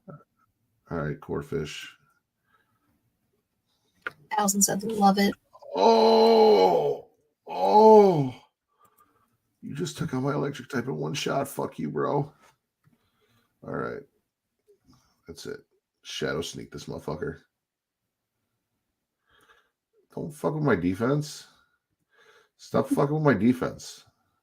Don't fuck with me. Oh, now you're getting hard? Hey, get hard. Stop. Oh, so you had the 3 Pokemon that you could choose from, right? So you had Charmander, which is the Ghost Fire type. There was a Dark type Squirtle that looks like a Ninja Turtle. And there was a weird Psychic type Bulbasaur that was like green and pink and all sorts of cool shit. So he's about to send out his Squirtle, which means I'm going to send out... I don't really have anything for that. Fuck. Oh, that's dope. I'd say that's a war turtle now, but hell yeah. Yeah. That's fucking cool. Ninja War Turtle. Ninja War Turtle. I don't know why it's such a hard word to say. Like, War sounds Turtle? like I'm saying it. Yeah, War Turtle. It sounds like I'm saying it wrong. And, like, my mouth doesn't want to make it seem like it's a word. Well, you're getting fucked up by War Turtle's Ninja War Turtle. fucking me up.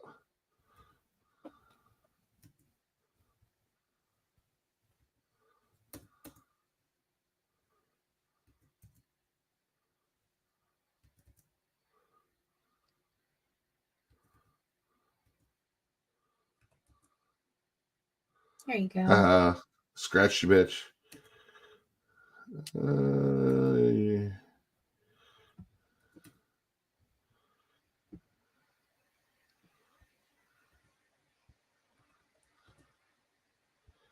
Fuck you. I should have named him Cunter Taker. You should have been a Cunter Taker, always. I could probably go change it.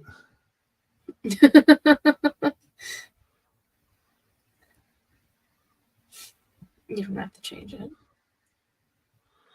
Dude, how? What? I couldn't move 3 times in a row. They paralyzed me. That's crazy. They said, okay, I hope to see you again. And you're like, I guess. Fucking douchebag. I gotta go back and do it all over again.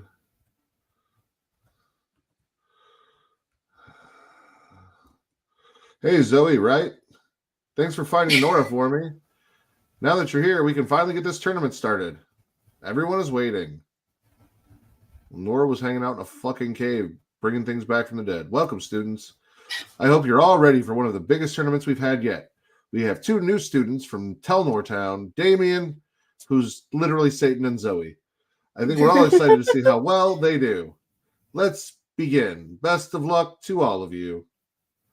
Today we have 8 very eager students ready to compete for the title of champion. Let's have a look, shall we? Without further ado, let the first match begin. I'm going to fuck up Kyle again. This will be a battle between Zoe and Kyle. Fuck Kyle. Screw you, Kyle.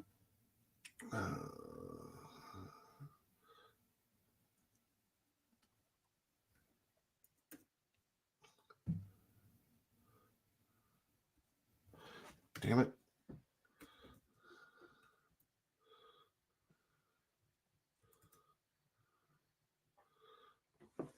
Aha. Ninja Boy Kyle is about to send in Rylu. Ninja Boy Kyle. He's not a ninja.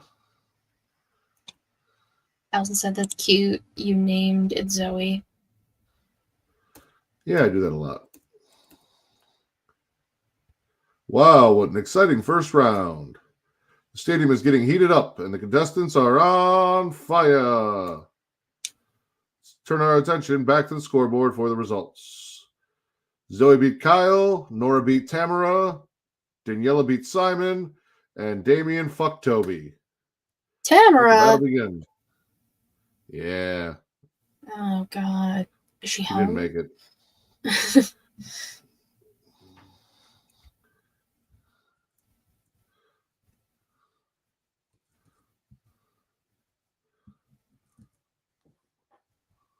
That was weird.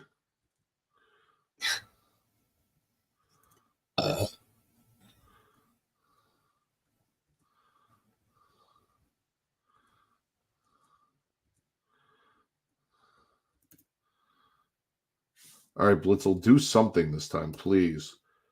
Ninja Warrior. Oh, you don't know shit. And that's why. Damn.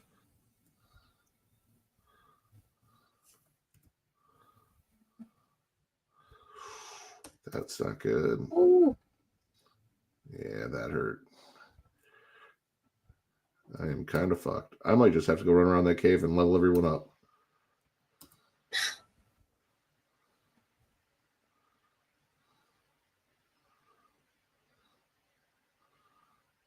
You're getting your ass beat. Dude, he's Satan. Literal Satan. Well, the son of Satan, technically. Yeah, that's right. You just got licked. Get licked again. Get licked again. Only once though.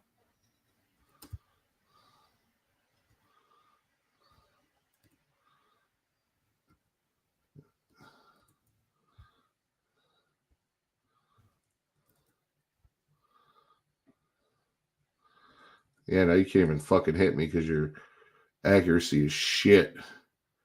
I was going to keep mud slapping you, bitch. That's insane.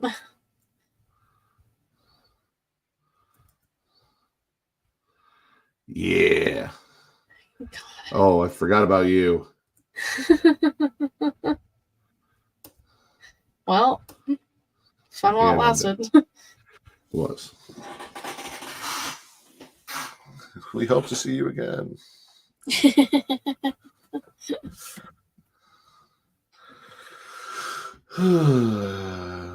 Let's go.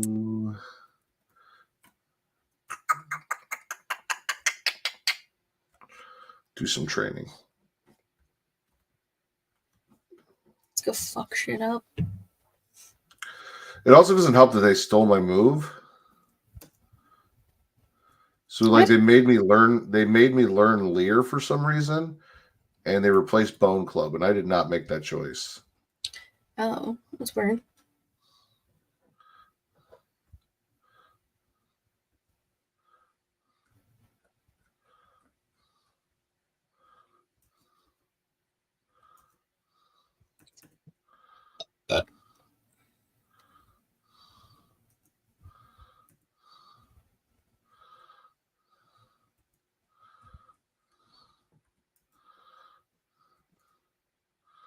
Somebody said long-term storytelling at its finest. I don't really believe this, but let's see. Braun Breaker will eventually save Paul Heyman from the bloodline, potentially building up to a banger story with Solo Sikoa.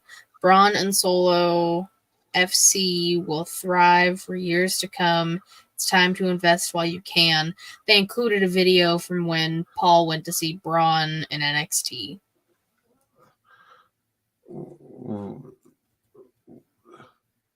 Where are you seeing this? It was on Twitter. Oh, okay. Because when you said somebody said that, I thought it was like maybe in the chat. Oh, no, it was just somebody on Twitter.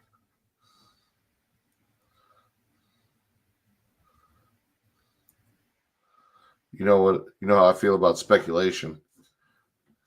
I know. If I wanted speculation, I'd pay Meltzer for it.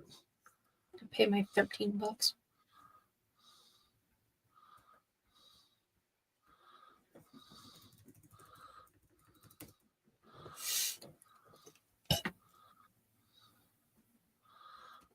Maybe if I go fight some.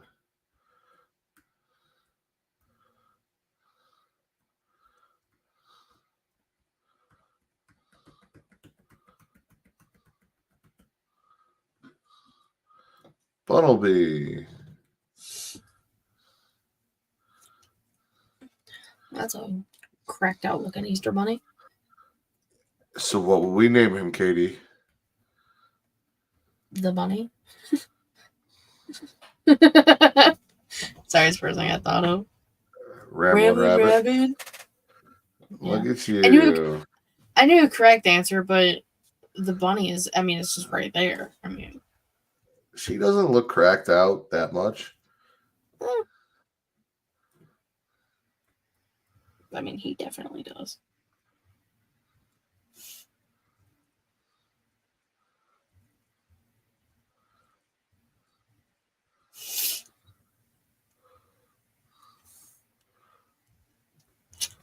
We could name me out Drew Mack and Kitty. Are you mocking Kitty?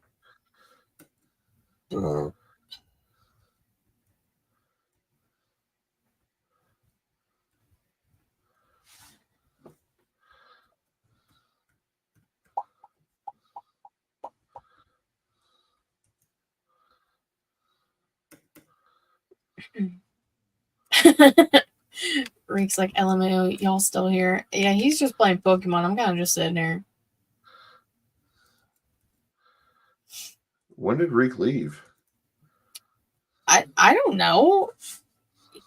He came back.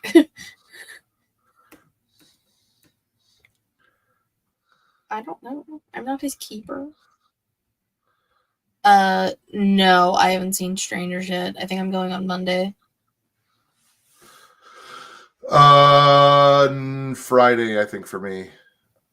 I took Friday off, so I have a 4-day weekend, and I get paid on Friday. So Kate does not want to go see it. I figure if Zoe's at school and Kate doesn't want to go and she's working, that is the perfect excuse for me to go see it.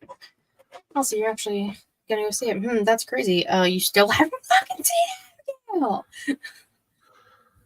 Again, I told you why. I know. I need to talk to somebody about it. Again, I also get paid on Friday, so maybe this weekend I'll do it.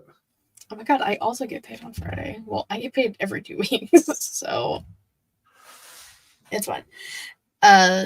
He said it's basically a shot for shot for the original, not to spoil it.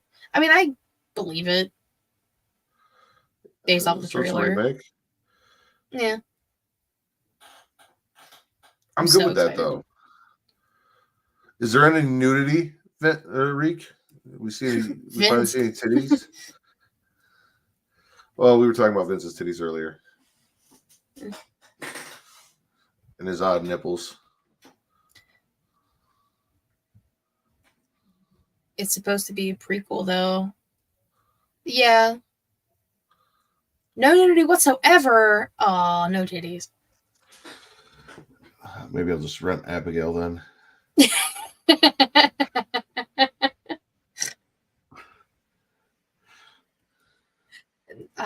No, there's no nudity in Abigail either. Damn it! I was like This is trying why to I think watch about it. I horror was like, movies- This is why I watch horror movies from the 80s, like Night of the Demons too. oh, because you can see fucking titties. You can see hand titties. They were fantastic. All right. You got to see hand titties in Night of the Demons too. And they were spectacular. I mean, I've seen better.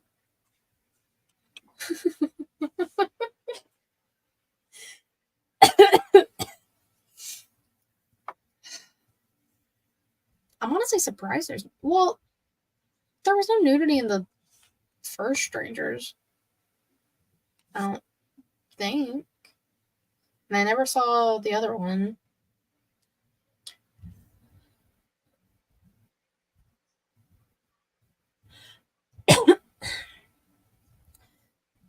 Since I know you can still hear me, Reek said he was rather disappointed considering this is a trilogy. Yeah, I've read a lot of that. I saw a lot of people were not feeling this movie at About it. all. Yeah. What I was going to tell you was, I was only hoping for nudity because of the shower scene in the trailer. I thought, fingers crossed. What's that line from Scream 4? Fingers crossed for some nudity this time. Yeah, I think so.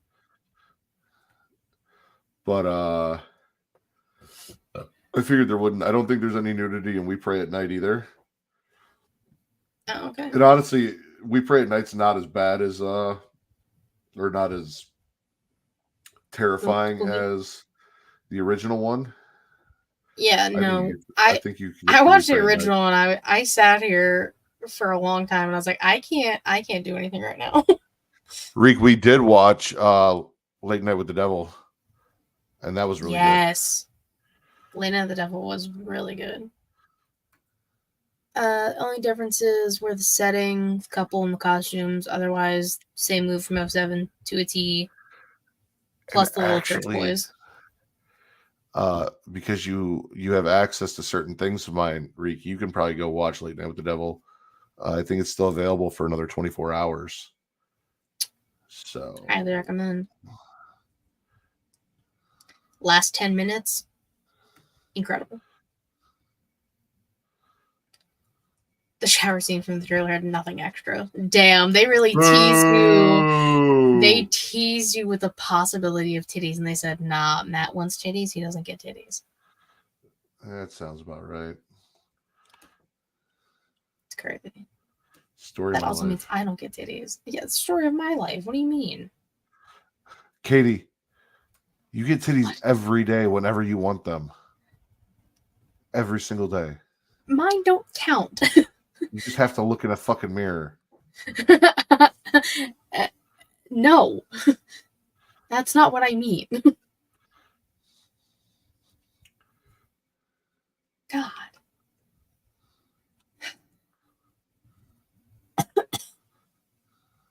Oh, he's getting hard. It's getting harder. I don't. Why does it look like that? Why does what look like what? Whatever. Oh, nose pass? Yeah. Why does it have a big nose? The whole thing.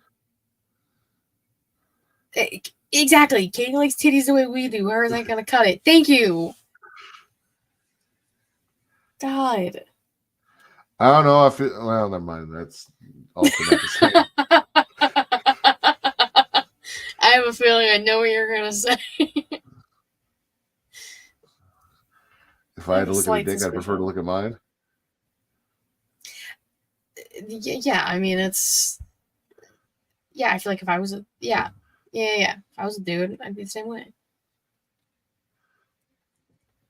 Well, not if you were a dude and you were bi. Well, I mean, fair. We don't know. We don't know what could have happened in another life.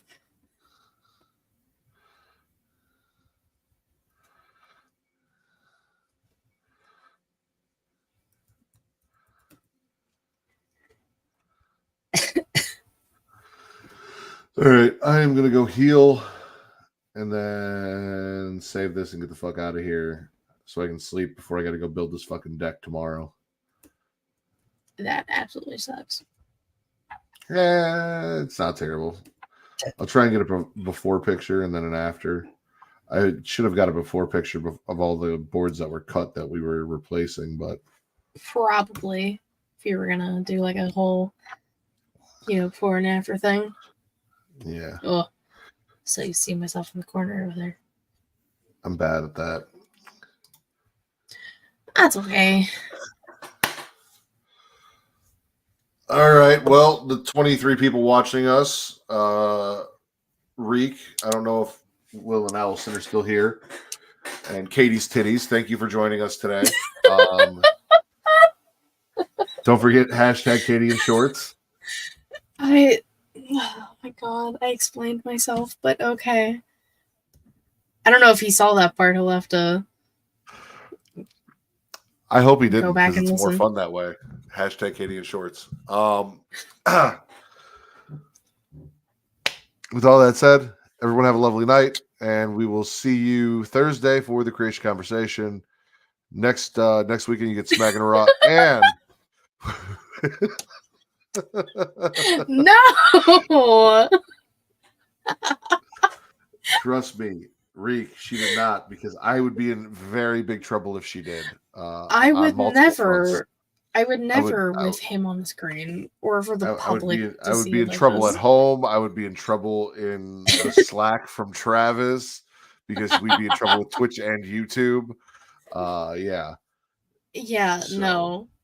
That's a no. Everyone else can take their shirt off. I'm not allowed. Hashtag Katie in shorts. All right, bye guys.